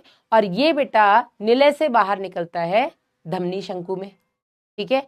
और धमनी शंकु जो कि नीचे की तरफ है, अधर भाग में उपस्थित है, धमनी शंकु से बेटा ये शरीर की अलग अलग धमनियों द्वारा, ठीक है, शरीर की अलग अलग धमनियों द्वारा कहाँ पहुंच जाता है, शरीर के अलग अलग अंगों में पहुंच जाता है। और अलग अलग अंगों में आपकी त्वचा में पहुंचा, त्वचा में इसको ऑक्सीजन मिल गया, फेफड़ों में पहुंचा, ऑक्सीजन मिल गया, ऐसे ही शरीर के अलग अलग अंगों में जाता है। और अलग अलग अंगों में जाने के बाद ऑक्सीजन यूज कर लेता है, कार्बन डाइऑक्साइड वाला रक्त वापस से बड़ी बड़ी शिराओं से आपके कहाँ आ जाता है, हृदय में। कैसे? साइनस विनोसस से, आपके राइट एट्रियम से निलय में। इसी तरीके से फेफड़ों से आपका ऑक्सीजनेटेड ब्लड लेफ्ट एट्रियम से निलय में, निलय में आकर के मिश्रित हो जा रहा है। क्लियर है? डायग्राम से बता दूं वेद व्यास। चलो अब डायग्राम से समझ लो। तो जो बॉडी की महाशिराएं हैं, ठीक है, जो कि डीऑक्सीजनेटेड ब्लड लेकर के आ रही है, जिसमें कार्बन डाइऑक्साइड वाला रक्त है, ये महाशिराएं बेटा डीऑक्सीजनेटेड ब्लड को कहाँ ला रही है, आपके साइनस विनोसस में, ठीक है। साइनस विनोसस से ब्लड कहाँ आ जा रहा है, आपके राइट एट्रियम में, और राइट एट्रियम से पहुंच जा रहा है आपके वेंट्रिकल में। इसी तरीके से जो आपके फेफड़े हैं बेटा, यहाँ पर ऑक्सीजन आ रहा है, ऑक्सीजन से ऑक्सीजनेटेड ब्लड बेटा कहाँ जा रहा है, आपके लेफ्ट एट्रियम में, और लेफ्ट एट्रियम से भी कहाँ जा रहा है, आपके वेंट्रिकल में। तो वेंट्रिकल में बेटा जो ब्लड है वो ब्लड आपका मिक्स हो गया है। यहाँ पर कार्बन डाइऑक्साइड वाला भी आ गया आपके राइट एट्रिया से, ऑक्सीजन वाला भी आ गया आपके लेफ्ट एट्रिया से। यहां से बेटा ये जो मिक्स्ड ब्लड है, ये मिक्स्ड ब्लड एंटर कर जाएगा आपके कहाँ, इस कोनस आर्टेरियोसस। और कोनस आर्टेरियोसस से बेटा शरीर की अलग अलग, मतलब ये धमनी में निकलेगा और धमनी से ये शरीर के अलग अलग अंगों में जाएगा। क्लियर है? ठीक है। अब इसमें आपको कुछ चीजें यही पता होनी चाहिए, थैंक यू मिशन 100, कि जो आपका कोनस आर्टेरियोसस है वो बेटा नीचे की तरफ पाया जाता है, अधर में, ठीक है। और साइनस विनोसस हृदय के ऊपर पृष्ठ भाग में पाया जाता है, ठीक है। बात करें बेटा, इनमें ब्लड और लिम्फ दोनों पाए जाते हैं। हमने देखा इनमें, इनके पास रक्त परिसंचरण तंत्र अलग है, इनके पास लसिका परिसंचरण तंत्र अलग है। तो रक्त और लसिका परिसंचरण तंत्र किस किस से मिलकर बने हैं? तो रक्त परिसंचरण तंत्र की अगर हम बात करें तो उसमें हार्ट आ जाएगा। रक्त परिसंचरण तंत्र में बेटा इनका रक्त वाहिनियां आ जाएंगी। रक्त परिसंचरण तंत्र में बेटा इसमें ब्लड आ जाएगा, ठीक है, रक्त आ जाएगा। तो जो इनका रक्त परिसंचरण तंत्र है, ठीक है, जो इनका रक्त परिसंचरण तंत्र है, जो ब्लड सर्कुलेटरी सिस्टम है बेटा, इसमें क्या आ जाएगा, इसमें सबसे पहले आएगा हृदय, इसके अलावा इसमें आ जाएंगी रक्त वाहिनियां, और बेटा इसमें आ जाएगा रक्त, ठीक है। ये सब मिलकर के बनाते हैं बेटा इनका ब्लड सर्कुलेटरी सिस्टम या रक्त परिसंचरण तंत्र। इनमें जो ब्लड होता है बेटा, हृदय हमने देख लिया, ब्लड वेसल्स में इनके पास धमनी और शिरा है, ठीक है। बात करें बेटा इनके ब्लड की, तो इनके ब्लड में भी प्लाज्मा और ब्लड सेल्स पाए जाते हैं, जो हमारे पास पाए जाते हैं। इनका प्लाज्मा हमारे जैसे ही है लगभग, और ब्लड सेल्स की अगर हम बात करें तो भाई आरबीसीज, लाल रुधिर कणिकाएं, डब्ल्यूबीसीज, श्वेत रुधिर कणिकाएं, और प्लेटलेट्स, ये तीनों पाई जाती हैं। अब इनके आरबीसीज हमसे अलग होते हैं। हमारे केस में मैच्योर आरबीसी के अंदर न्यूक्लियस नहीं देखा जाता है, लेकिन यहाँ पर स्वाति जी इनके जो परिपक्व आरबीसीज होते हैं, या जो भी आरबीसीज हैं बेटा, उनके लाल रुधिर कणिकाओं के अंदर केंद्रक यानी कि न्यूक्लियस पाया जाता है। समझे? ठीक है। बात करें बेटा, अगर ये होल्स में है तो फेफड़ों से ऑक्सीजन नहीं आएगा, तो नहीं आएगा ना, फिर कान खान बता तो रही हूँ। जब ये बिल में छुपे हुए बेटा, उस टाइम तो केवल ही अपनी स्किन से ही रिस्पायर कर रहे हैं ना, इसमें क्या दिक्कत है? ये तो मैंने पहले ही क्लियर कर दिया ना। फेफड़ों से श्वसन ये कब करेंगे? जब ये बाहर हैं, ठीक है, जब ये जमीन पर हैं। और उसी टाइम पे इस तरीके का परिसंचरण होगा। जब ये बेटा बिल में है तो हमने अलग से उसका परिसंचरण नहीं पढ़ा है, उस टाइम पर बेटा जो भी ब्लड आएगा वो आपकी स्किन से ही आएगा। ठीक है, चलिए अब बढ़ते हैं बेटा इसके लसिका परिसंचरण तंत्र की बात अगर हम करें तो इसके लसिका परिसंचरण तंत्र में इसके लिम्फेटिक सर्कुलेटरी सिस्टम की अगर हम बात करें तो लिम्फेटिक सर्कुलेटरी सिस्टम में बेटा क्या आएगा, इसमें आ जाएगी लसिका यानी कि लिम्फ, इसमें आ जाएंगी बेटा लसिका वाहिनियां, वो वेसल्स जो कि लिम्फ को कैरी कर रही हैं, और बेटा इसमें आ जाएगा लसिकांग। ठीक है, लसिकांग, लसिका गांठें, ये सब लिम्फॉइड ऑर्गन्स बेटा इसमें आ जाएंगे। ये सब मिलकर के बनाते हैं इसका लसिका तंत्र। ठीक है, और लसिका में भी वो सब कुछ होता है जो आपके प्लाज्मा में होता है। ठीक है, इसमें आपके प्लाज्मा प्रोटीन्स नहीं होते हैं, या यूं कह लो कि बहुत कम मात्रा में होते हैं प्लाज्मा की तुलना में। बाकी अगर हम बात करें कोशिकाओं की तो इनमें आरबीसीज बिल्कुल नहीं होते हैं, थोड़े बहुत डब्ल्यूबीसीज होते हैं। ठीक है, लिम्फोसाइट्स वगैरह इनमें होते हैं। ठीक है, तो ये हो गया इनका रक्त और लसिका परिसंचरण तंत्र।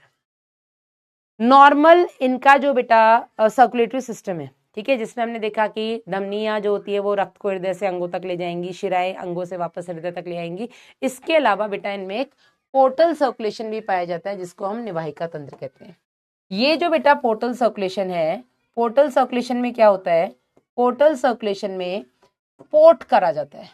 जो ब्लड होता है वो हार्ट से तो ऑर्गन तक जाता है, कैसे, आपके धमनी के द्वारा, लेकिन ऑर्गन से वापस हार्ट में डायरेक्ट ना आकर के ऑर्गन से दूसरे ऑर्गन में जाता है, और दूसरे ऑर्गन से वापस से हार्ट में आता है।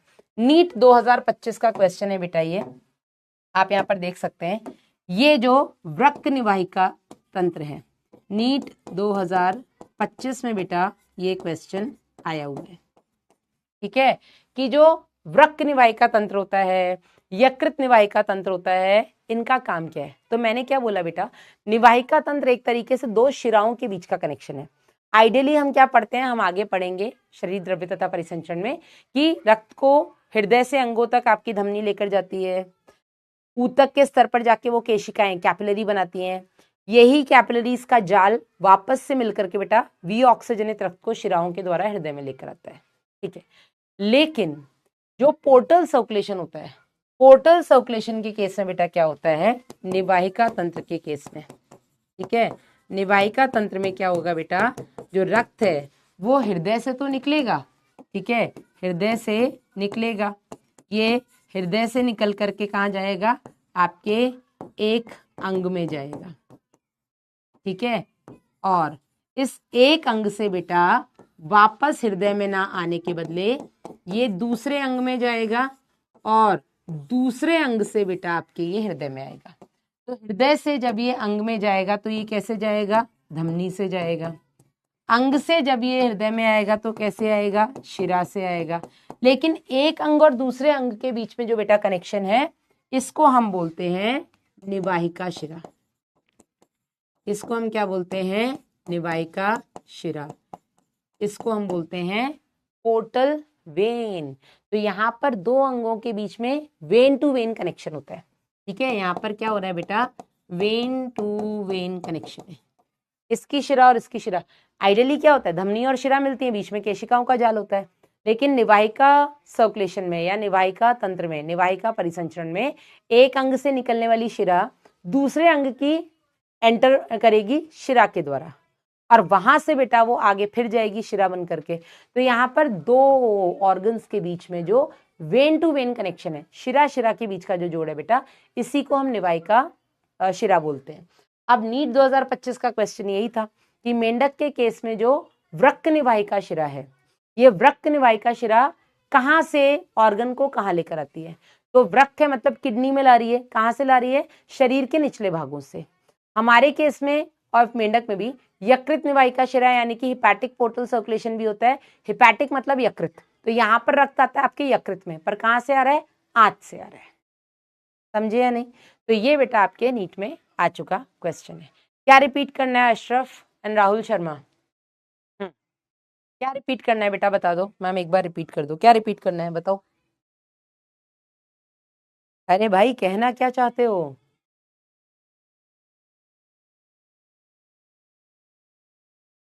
अमी बोल रही है मैम स्किन से रेस्पिरेशन करने पर ऑक्सीजन कहाँ जाती है? बेटा स्किन के नीचे ब्लड वेसल्स पाई जाती हैं, डायरेक्ट वहां पर जाती हैं। यस। हाँ, निचले अंगों से किडनी में जाएगा, आपके रीनल पोर्टल सर्कुलेशन या वृक्क निवाहिका तंत्र में, और छोटी आंत से यकृत में जाएगा, आपके यकृत निवाहिका तंत्र या हिपैटिक पोर्टल सर्कुलेशन में। लसिका फिर से बता दूं बेटा, लसिका में कुछ भी नहीं है। लसिका ये सब आपको और अच्छे समझ में आएगा जब मैं आपको हमारा सिस्टम पढ़ाऊंगी तब। लसिका एक तरीके का कनेक्टिव टिश्यू है, हमने पढ़ा है ना कि हमारा संयोजी ऊतक है, उसमें एक होता है तरल संयोजी ऊतक। तरल संयोजी ऊतक में आपका रक्त और लसिका आता है, तो ये दोनों बेटा बॉडी में फ्लो कर रहे हैं और चीजों को एक जगह से दूसरी जगह पे ट्रांसपोर्ट कर रहे हैं।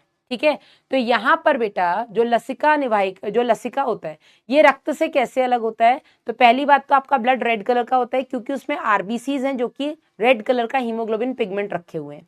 लेकिन अगर हम बात करें आपके लिम्फ की, तो लिम्फ में प्लाज्मा तो है, लेकिन ओके लड़का हो अमी ओके, इसमें लसिका में आपका प्लाज्मा तो है, लेकिन प्लाज्मा भी प्लाज्मा प्रोटीन्स रहित है।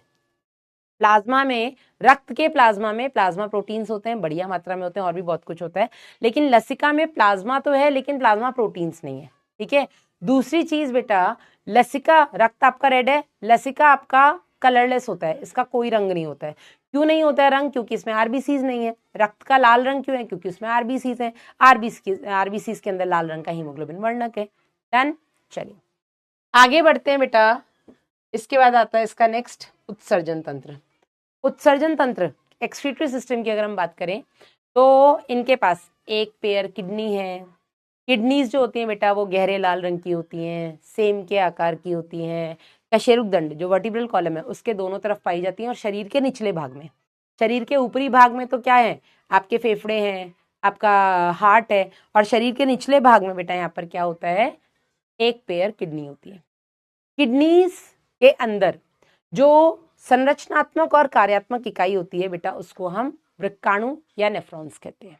ठीक है, ये किडनीज बेटा दोनों किडनी से, एक जोड़ी किडनी हो गई, दोनों किडनी से एक एक मूत्रवाहिनी निकलती है जिसको बेटा हम यूरेटर कह देते हैं, और ये दोनों बेटा मूत्रवाहिनी आकर के, अलोन बॉय बोल रहे हैं मैडम माना आपको इंग्लिश बहुत आती है लेकिन हमें हिंदी में पढ़ना है। बेटा आप पहले ऐसे बच्चे होंगे जो शायद इस समय पर आकर के मुझे इस तरीके के ताने मार रहे होंगे।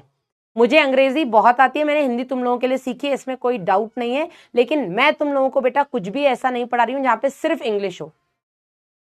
आपको नहीं समझ में आ रहा है, पहली पहली बार पढ़ रहे हो बेटा, इसमें मेरी कोई गलती नहीं है, समझे आप अलोन बॉय? इतने अकेले हो जिंदगी में, जिस तरह से ताने देते हो आगे भी अकेले ही रहोगे, कोई बहुत बड़ी बात नहीं है। ठीक है, ऐसा मैंने कुछ भी नहीं पढ़ाया है जहां पे मैं सिर्फ अंग्रेजी ही बोल रही हूं। डोंट टेस्ट माई पेशेंस, मेरे आप सब्र की परीक्षा ना लें कुछ भी उल्टा सीधा यहां पर लिख करके। लसिका का रंग बेटा रंगहीन होता है अवनीश, लसिका आपका रंगहीन होता है। अरे आप ध्यान नहीं दो, अरे मतलब ये क्या तरीका था कि मैडम माना आपको इंग्लिश पता है, हाँ आती है, तू क्या कर लेगा, तेरे को नहीं आती तेरी दिक्कत है, लेकिन मैं यहां पर कोई ऐसी अंग्रेजी नहीं झाड़ रही हूं जो मेरे बच्चों को नहीं समझ में आए। आप जाइए कहीं और पढ़ लीजिए बेटा, ऐसा कोई दिक्कत थोड़ा है। मैं तो हिंदी इंग्लिश दोनों में बताती हूँ, और इंग्लिश में क्यों बताती हूँ उसका तुम लोग अभी नहीं समझोगे रीजन। जब नीट में पेपर आएगा ना, हिंदी का ऑप्शन समझ में नहीं आएगा, जब अंग्रेजी का सारा लेना पड़ेगा तब समझ में आएगा कि मैडम इंग्लिश क्यों बताती थी। कभी कभी नीट में इतने खतरनाक हिंदी के वर्ड आ जाते हैं जो आपकी एनसीईआरटी में नहीं है, आपको नहीं समझ में आते हैं, उस टाइम पर आपको इंग्लिश का ही सहारा लेना पड़ता है बेटा, समझो इस चीज को। 14वां साल चल रहा है पढ़ाते पढ़ाते, ऐसे ही नहीं पहुंच गए हैं यहाँ पे।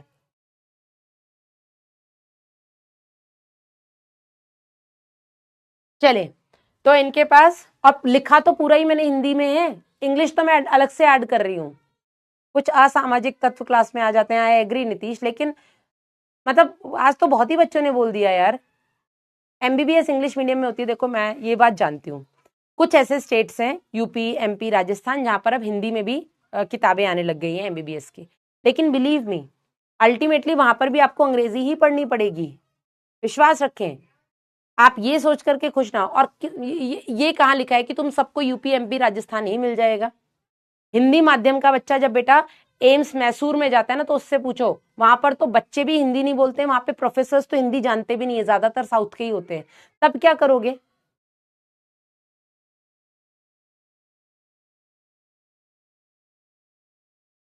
गुस्सा नहीं कर रही हूं मैं, तुम लोगों को असलियत से वाकिफ करवा रही हूँ, सच्चाई दिखा रही हूँ तुम लोगों को।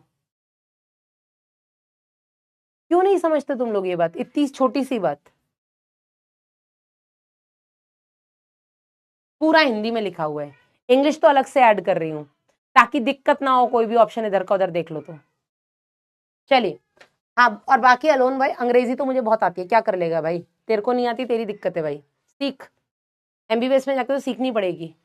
चलो, तो इनके पास एक अ पेयर ऑफ किडनीज, समझा अलोन भाई? A pair of kidneys they have. इनके पास एक जोड़ी वृक्क होते हैं, एक पेयर किडनीज होती हैं। किडनीज जो होती है बेटा इनके गहरे लाल रंग की होती है, डार्क रेड, सेम के आकार की होती है। ठीक है, चित्र आप यहाँ पर देख सकते हैं एनसीईआरटी में, और देख लो। और कशेरुकदंड बीच में रीढ़ की हड्डी होती है, रीढ़ की हड्डी के दोनों तरफ पाई जाती है, और शरीर के निचले भाग में पाई जाती है। ऊपरी भाग में तो आपके लंग्स और हार्ट पाए जाते हैं, नीचे की तरफ नहीं। ऐसा नहीं होता है कि हिंदी वाले पास नहीं होते, अंग्रेजी वाले भी फेल होते हैं। एमबीबीएस में बता रही हूँ, फर्स्ट ईयर में इंग्लिश वाले भी फेल होते हैं। ऐसा नहीं है कि तुम्हें हिंदी आती है इसलिए तुम फेल होगे, ना ना, अंग्रेजी। और ऐसा फाइनल्स में फेल नहीं होते हो, इंटरनल में फेल होते रहते हो। ठीक है, कोई बहुत बड़ी बात नहीं, हम भी हुए थे, है ना। और अभी मिली थी मैं, अपने जो बच्चे आए थे सिलेक्शन वाले हैं, ये सब अपने फेल होने की गाथा गा रहे थे कि मैडम सिर्फ 2 ही बच्चे पास हुए। मैंने कहा हमारे भी एनाटॉमी में 3 ही हुए थे, पहले वाले में, दूसरे वाले में 5 हुए थे 100 में से, तीसरे वाले में 12 हुए थे, लेकिन फाइनल में 29 हुए थे। 100 में से केवल 29 बच्चे फर्स्ट ईयर में पास हुए थे। बीडीएस का बता रही हूँ मैं, एमबीबीएस का तो बता भी नहीं रही हूँ। लेकिन वो जो 29 बच्चे पास हुए थे उसमें ऐसा नहीं था कि सारे इंग्लिश मीडियम वाले थे, हिंदी वाले भी थे। अलोन भाई अब लिख रहा है, मान लिया माताश्री आप पढ़ाओ, जो भी पढ़ लेंगे।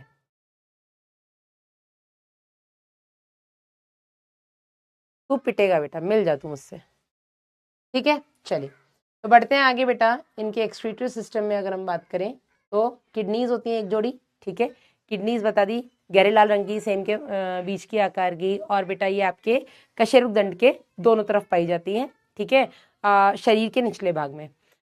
किडनीज जो होती हैं हमारे केस में भी और इनके केस में भी, इनकी जो बेसिक यूनिट होती है, कई सारे वृक्काणुओं से, नेफ्रॉन्स से मिलकर के बेटा आपकी किडनीज बनती है। किडनीज के अंदर मूत्र निर्माण होगा, है ना, यूरिन फॉर्मेशन होगा, और दोनों किडनीज से बेटा एक एक मूत्रवाहिनी निकलेगी। तो इनके पास एक जोड़ी मूत्रवाहिनी यानी कि यूरेटर भी होता है। ठीक है, इसके अलावा बेटा ये यूरेटर्स आकर के खुलते हैं मूत्राशय में, जिसको हम यूरिनरी ब्लैडर कहते हैं। ठीक है, मूत्राशय जिसको हम यूरिनरी ब्लैडर कहते हैं। और ये यूरिनरी ब्लैडर बेटा रेक्टम के नीचे की तरफ यानी कि अधर भाग में पाया जाता है। ठीक है, और इनके पास क्लोएका, अवस्कर। मैंने पहले ही आपको बता दिया बेटा कि जो अवस्कर होता है, जो क्लोएका होता है, ये पाचन, उत्सर्जन और जनन तीनों से आपस में लिंक होता है। ठीक है ना। अब होता क्या है बेटा, देखो, ये यूरिया उत्सर्जन करते हैं। ठीक है, ये यूरिया का उत्सर्जन करते हैं, इसलिए हम इनको यूरियोत्सर्जी कहते हैं। ठीक है, दिस इज इंपॉर्टेंट। लेकिन अगर हम इनके लार्वा की बात करें, ठीक है, इनके जो टैडपोल लार्वा होते हैं बेटा, जो कि पानी में रहते हैं, ये अमोनिया उत्सर्जन करते हैं। ठीक है, इनके जो टैडपोल लार्वा होते हैं बेटा, ये अमोनिया उत्सर्जी होते हैं, और इनको बेटा हम अमोनोटेलिक कहते हैं। क्या कहते हैं इनको? हम अमोनोटेलिक कहते हैं। ठीक है, चलिए आगे बढ़ते हैं बेटा। इनके पास नियंत्रण और नियमन, ठीक है, इनके पास कंट्रोल और कोऑर्डिनेशन के लिए वेल डेवलप्ड, सुविकसित तंत्रिका तंत्र भी होता है, और इनके पास अंतःस्रावी तंत्र भी होता है। तंत्रिका तंत्र नर्वस सिस्टम, अंतःस्रावी तंत्र एंडोक्राइन सिस्टम। एंडोक्राइन सिस्टम है तो बेटा अंतःस्रावी ग्रंथियों का बना होगा। और कल ही हमने पढ़ा था कि जो भी एंडोक्राइन ग्लैंड्स होती हैं ये डक्टलेस ग्लैंड्स होती हैं, इनके पास नलिका नहीं होती है, नलिका विहीन ग्रंथियां होती हैं। ठीक है, और ये जो भी इनका स्राव होता है जिसको हम हार्मोन्स कहते हैं, वो बेटा उसी तरल में छोड़ देते हैं जिस तरल में ये ग्रंथि डूबी हुई है। जनरली बेटा ये रक्त में और कभी कभी लसिका में इस हार्मोन को ड्रॉप करते हैं। तो रक्त और लसिका के द्वारा ही बेटा ये हार्मोन्स बॉडी में सर्कुलेट करते हैं। ये सारी बेटा इनके पास ग्रंथियां हो गई। और इसमें सबसे इंपॉर्टेंट बेटा जो है वो है इनका थायराइड। इनके पास जो थायराइड ग्लैंड होता है बेटा, ये थायराइड ग्लैंड से निकलने वाला हार्मोन है थायरोक्सिन। ठीक है, जो थायरोक्सिन होते हैं बेटा, ये थायरोक्सिन इनके लार्वा को एडल्ट में कन्वर्ट करता है। ठीक है, और इस प्रोसेस को हम कायांतरण या मेटामॉर्फोसिस कहते हैं। क्या कहते हैं? मेटामॉर्फोसिस। अब यहां से बेटा आपको एक क्वेश्चन मिलेगा कि यदि आप टैडपोल लार्वा की थायराइड ग्रंथि को निकाल दें तो क्या होगा। ठीक है, अगर आप टैडपोल लार्वा की थायराइड ग्रंथि को निकाल दिया जाए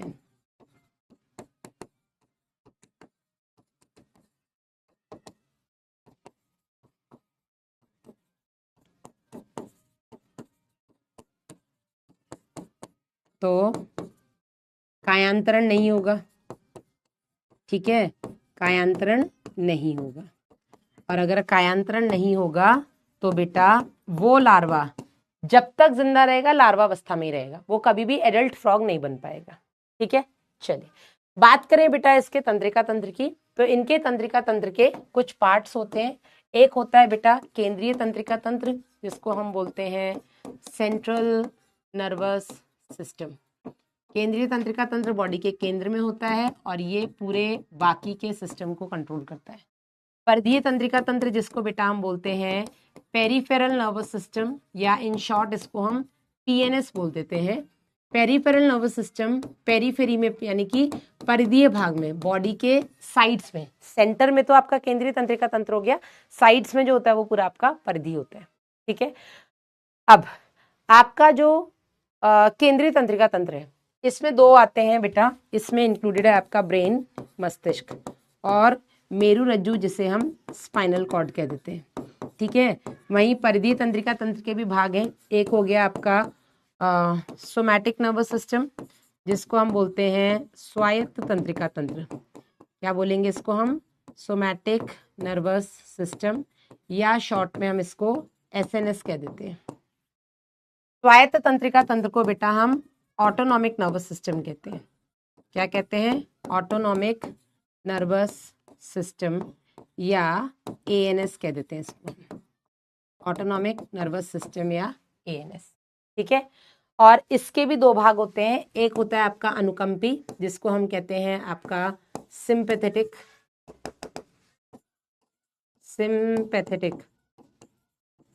और दूसरा हो गया आपका परानुकंपी, जिसे हम कहते हैं पैरासिम्पैथेटिक।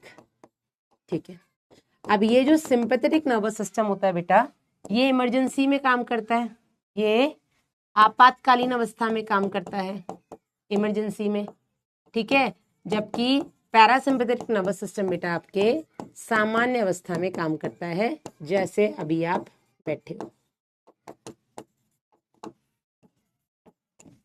ठीक है, यस। तो ये हो गया पूरा इसका तंत्रिका तंत्र के पार्ट्स।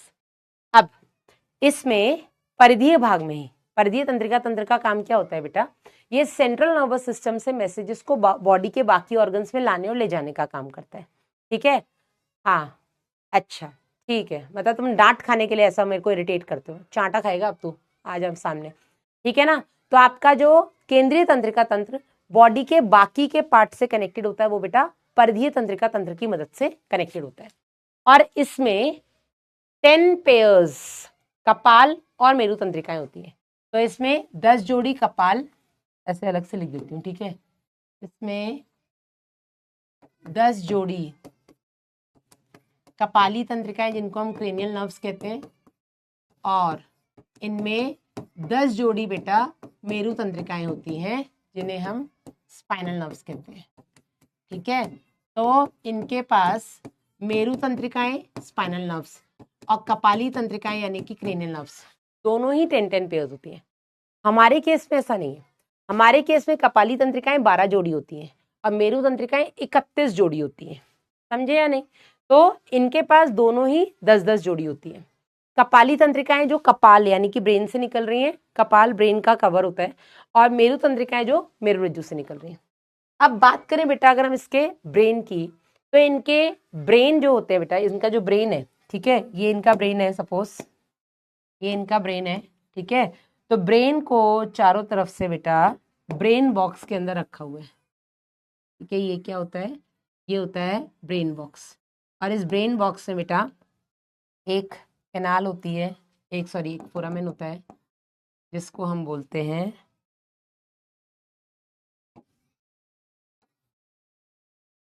ठीक है, इसको हम बोलते हैं ब्रेन बॉक्स।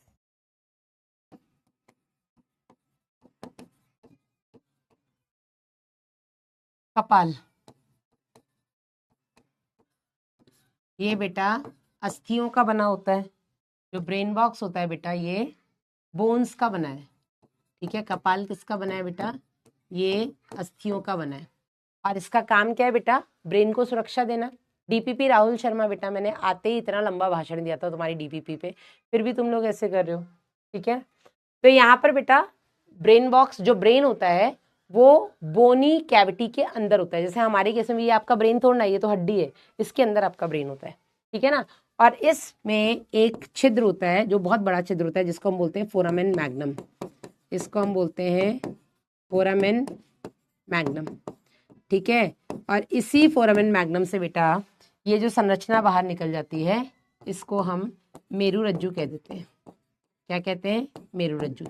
और मेरुरज्जु को भी बेटा चारों तरफ से ढक के रखती है आपकी ये कशेरुक दंड, ठीक है। क्या ढक के रखती है, कशेरुक दंड, ठीक है, या वर्टिब्रल कॉलम। तो जो ब्रेन होता है बेटा, ब्रेन को कौन कवर कर रहा है, बोनी बॉक्स, जिसको हम कहते हैं कपाल। और जो मेरुरज्जु है बेटा, उसको कौन कवर कर रहा है, कशेरुक दंड। अब बेटा जो यहाँ पर ब्रेन है, ये ब्रेन बॉक्स से कवर्ड है, अस्थियों की संरचना जिसको हम कपाल कह रहे हैं। इसी कपाल में एक बहुत बड़ा सा छिद्र होता है, जिसको बेटा हम बोलते हैं फोरामेन मैग्नम, ठीक है। इस फोरामेन मैग्नम से ब्रेन का जो आखिरी पार्ट होता है, जिसको हम मेडुला ऑब्लोंगेटा कहते हैं, वो मेडुला ऑब्लोंगेटा बाहर निकलता है, और इसी को बेटा हम मेरुरज्जु या स्पाइनल कॉर्ड कह देते हैं, ठीक है। बताया था आपने डैपर पैड, है ना, वो आपके मेनिंजेस है। ये हम सब हमारे केस में पढ़ेंगे, यहाँ पे इतना दिया भी नहीं है। बात करते हैं बेटा इसके ब्रेन के पार्ट्स की, तो एक हो गया बेटा फोर ब्रेन, जो कि सबसे पहला पार्ट होता है, फोर मतलब आगे की तरफ। दूसरा हो गया मिड, मतलब बीच में, मध्य मस्तिष्क या मिड ब्रेन।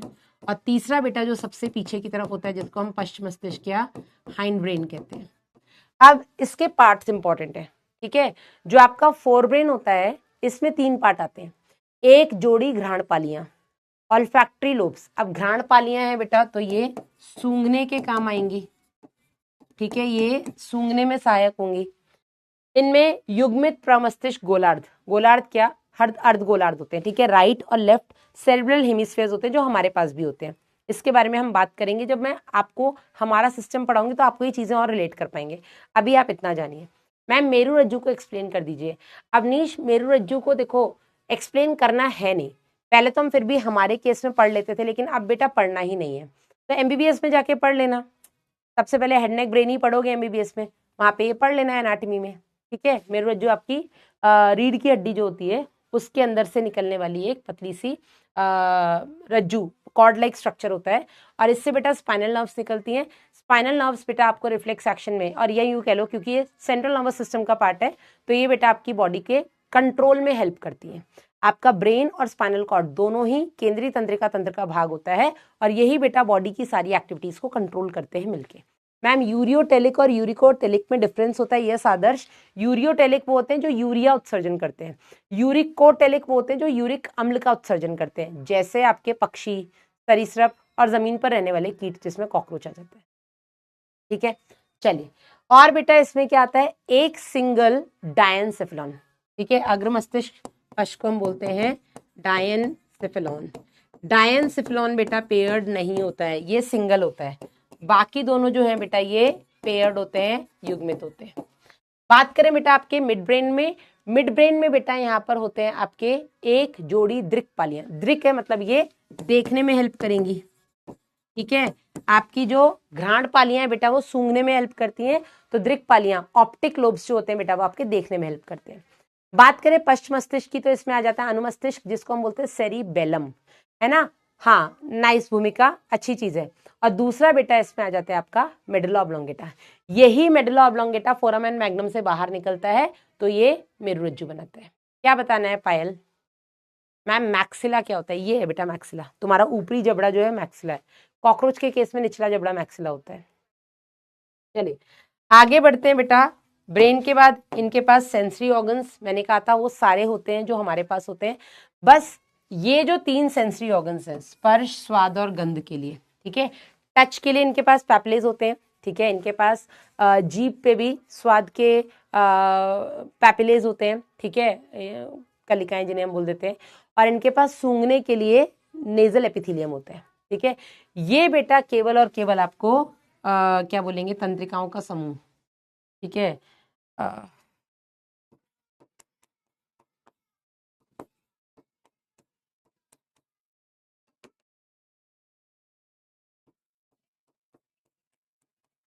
ये केवल आपको तंत्रिकाओं के समूह के रूप में देखने को मिलेंगे, लेकिन नेत्र और सुनने के लिए कान बेटा इनके वेल डेवलप्ड होते हैं, ठीक है।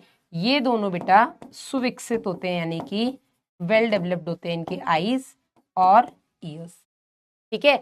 जबकि बाकी के जो 3 इनके जो सेंसरी ऑर्गन्स है बेटा, ये होते तो हैं लेकिन उतने डेवलप्ड नहीं होते हैं, ठीक है। पर इनके नेत्र बहुत क्लियर, ये देख सकते हैं, इनकी आईज वेल डेवलप्ड होती हैं। और ईयर्स में अगर हम बात करें तो हमने देख लिया था इनके पास बाह्य कर्ण होते नहीं है, ठीक है। इनके पास बाह्य कर्ण जो हमारे पास पिन्ना है वो इनके पास नहीं होते हैं, पर इनके पास मध्य कर्ण और आंतरिक कर्ण होता है। कर्णपटय से शुरुआत होती है, कर्णपटय ही इनके बाह्य कर्ण को, टिम्पैनम जो होता है वही एक्सटर्नल ईयर को रिप्रेजेंट करते हैं। और ये मिलकर के बेटा इसको सुनने के साथ साथ बैलेंसिंग में भी हेल्प करते हैं, ठीक है। मैम क्रूरा सेरिब्राई क्या होता है? प्रशांत, क्रूरा सेरिब्राई और कॉर्पोरा क्वाड्रिजेमिना हमारे मिड ब्रेन के पार्ट्स हैं, ठीक है। क्रूरा सेरिब्राई में बेटा नर्व फाइबर्स के ट्रैक्ट्स, मतलब पाथ, बहुत सारे नर्व फाइबर्स के गुच्छे आते हैं, ठीक है। प्रशांत उसको भी आप छोड़ दो, इनके केस में आप ये सब नहीं पढ़ेंगे। डन। तो जो इंटरनल ईयर होता है, ये इंटरनल ईयर के काम है सुनने के साथ साथ बैलेंसिंग, ठीक है। कर्णपटय का काम क्या होता है बेटा? कर्णपटय केवल साउंड वेव्स को कलेक्ट करते हैं। मिडिल ईयर में जाता है तो वहां पर बेटा साउंड वेव्स एम्पलीफाई होती है, ठीक है। मैम मेरुरज्जु को ही कशेरुकदंड कहते हैं? नहीं नहीं नहीं, मेरुरज्जु के बाहर जो आवरण है उसको हम, जैसे ब्रेन हो गया, ब्रेन को कवर करने वाला आपका ब्रेन बॉक्स हो गया जो कि बोन्स का बना है। इसी तरीके से मेरुरज्जु बेटा स्पाइनल कॉर्ड है जो कि ऑर्गन है, और उस ऑर्गन को कवर जो कर रहा है बेटा वो बोनी स्ट्रक्चर कर रहे हैं जिसको हम रीढ़ की हड्डी कहते हैं, है ना। कशेरुकदंड वो होता है। तो मेरुरज्जु आपका ऑर्गन है, उसको प्रोटेक्ट करने के लिए जो बोनी कॉलम है, जो छोटी छोटी कशेरुकियां मिलकर के कॉलम बना रही है, इसको हम कशेरुकदंड कहते हैं। क्लियर है बेटा? यस। चलो आगे बढ़ते हैं। लास्ट है बेटा इनका जनन तंत्र, रिप्रोडक्टिव सिस्टम।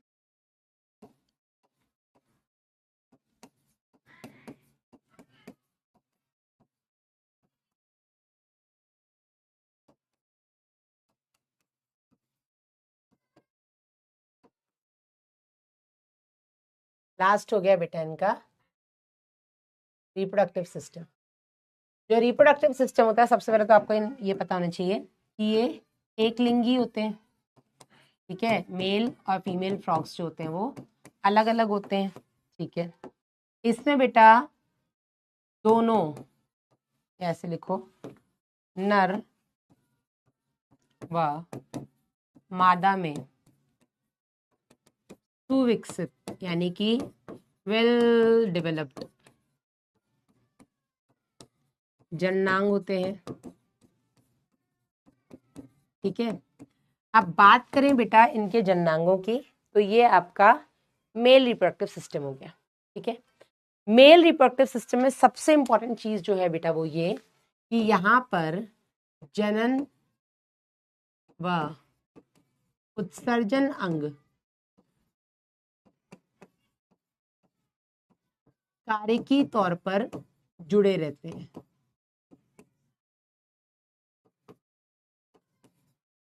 ठीक है। इनका जो रिप्रोडक्टिव और एक्सक्रीटरी सिस्टम है वो आपस में जुड़ा हुआ है। ह्यूमंस के केस में भी ऐसा ही होता है, ठीक है। लेकिन ह्यूमंस के केस में किडनी के थ्रू नहीं आता है, हाँ, मूत्र जनन नलिका वहां पे कॉमन होती है। यहां पर बेटा अगर हम बात करें तो होता क्या है, किडनीज, सॉरी वृषण मतलब कि टेस्टिस, यहाँ पर क्या होगा बेटा, यहाँ पर शुक्राणु निर्माण होगा, यहाँ पर क्या होगा, शुक्राणु निर्माण होगा।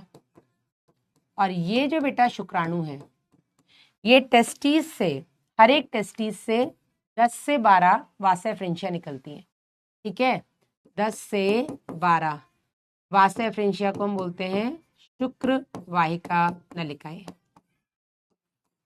ठीक है, और शुक्र वाहिका नलिकाएं जो होती हैं, जिनको हम वासा एफ्रेंशिया बोलेंगे, ये बेटा आकर के खुलती हैं किडनीज में, अपनी अपनी तरफ के किडनी में बेटा ये एंटर करेंगी, और उसमें बेटा ये आकर के खुलती हैं बिडर नलिका में। ठीक है, और यही बिडर नलिका जो होती है, जिसको हम बिडर्स कैनाल बोल देंगे। जब बेटा ये आपके फ्रॉग सिलेबस में नहीं था ना, तब भी यहाँ से क्वेश्चन 2016 में आया हुआ है। ठीक है, तो बिडर्स कैनाल से बेटा यही जो स्पर्म्स हैं, ये जो मूत्र जनन नलिका है सामान्य, जिससे मूत्र भी निकलेगा और शुक्राणु भी निकलेंगे, मूत्र जनन नलिका से यूरिनो जेनाइटल डक्ट, मूत्र जनन नलिका से होते हुए बेटा ये कहाँ पहुंच जाएंगे, ये पहुंच जाएंगे आपके अवस्कर में, और अवस्कर से शुक्राणुओं को जल में निकाल देंगे। समझे या नहीं? बिसर्स कैनाल नहीं है नीतीश, बिडर्स कैनाल है। ठीक है मैम, बोन मैरो ही मेरुरज्जु होता है। ओ अमी क्या कर रहे हैं भाई, बोन मैरो अस्थियों के अंदर की खोखला, अस्थियों के अंदर का जो खोखला भाग होता है उसको हम बोन मैरो कहते हैं। जो डायफाइसिस होता है उसमें येलो बोन मैरो होता है, जो एपिफाइसिस शीर्ष होता है अस्थियों का उसको हम एपिफाइसिस, या वहां पर उसके अंदर जो होता है वो रेड बोन मैरो होता है। डन, समझे या नहीं?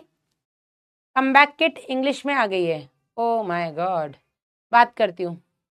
डन, यहां तक क्लियर है? तो यहां पर बेटा जो किडनीज होती हैं, अब आप इस डायग्राम में आ जाइए, किडनीज के ऊपर बेटा यहाँ पर आपको ये फैट बॉडीज देखने को मिल रही हैं, जिसमें वसा संग्रहण होगा। ठीक है, किडनी जो होती है बेटा, ये मीजोर्कियम की मदद से, ठीक है, यहाँ पे ये मीजोर्कियम, इसको हम बोलते हैं, क्या बोलते हैं, मीजोर्कियम। ठीक है, मीजोर्कियम की मदद से बेटा ये आपके किससे जुड़ी होती हैं, जो टेस्टिस होती हैं वो किडनी से जुड़ी होती है मीजोर्कियम की मदद से। समझ गया अमी? ठीक है, अब ये मीजोर्कियम आपके टेस्टिस की कवरिंग भी हो गई, और यही बेटा इसको जोड़ रही है आपके किडनी से। हर एक किडनी के अंदर शुक्राणु निर्माण हो रहा है, फिगर बनाना जरूरी नहीं है बेटा, एनसीईआरटी है ना, आप एनसीईआरटी में लिख रहे हैं, हाँ बना रहे हैं अलग से तो फिर बना लेना। तो बेटा हर एक किडनी के अंदर स्पर्म फॉर्मेशन होगा। स्पर्म्स बेटा अपनी अपनी किडनी से, हर एक किडनी से 10 से 12 वासा एफ्रेंशिया निकलते हैं, जो कि एंटर करते हैं किडनी में, और किडनी में जाकर के बेटा वो अपनी अपनी साइड की बिडर्स नलिका में खुलते हैं। ठीक है, किडनी के ऊपर ये जो आपको दिख रहा है ना, ये स्ट्रक्चर, ठीक है, ये जो स्ट्रक्चर आपको किडनी के ऊपर दिख रहा है, ये बेटा अधिवृक्क ग्रंथि है, ये दिया हुआ है ना, ये एड्रिनल ग्लैंड है। ठीक है, यहाँ से कुछ हार्मोन्स निकलते हैं, ये हम पढ़ेंगे हमारे केस में।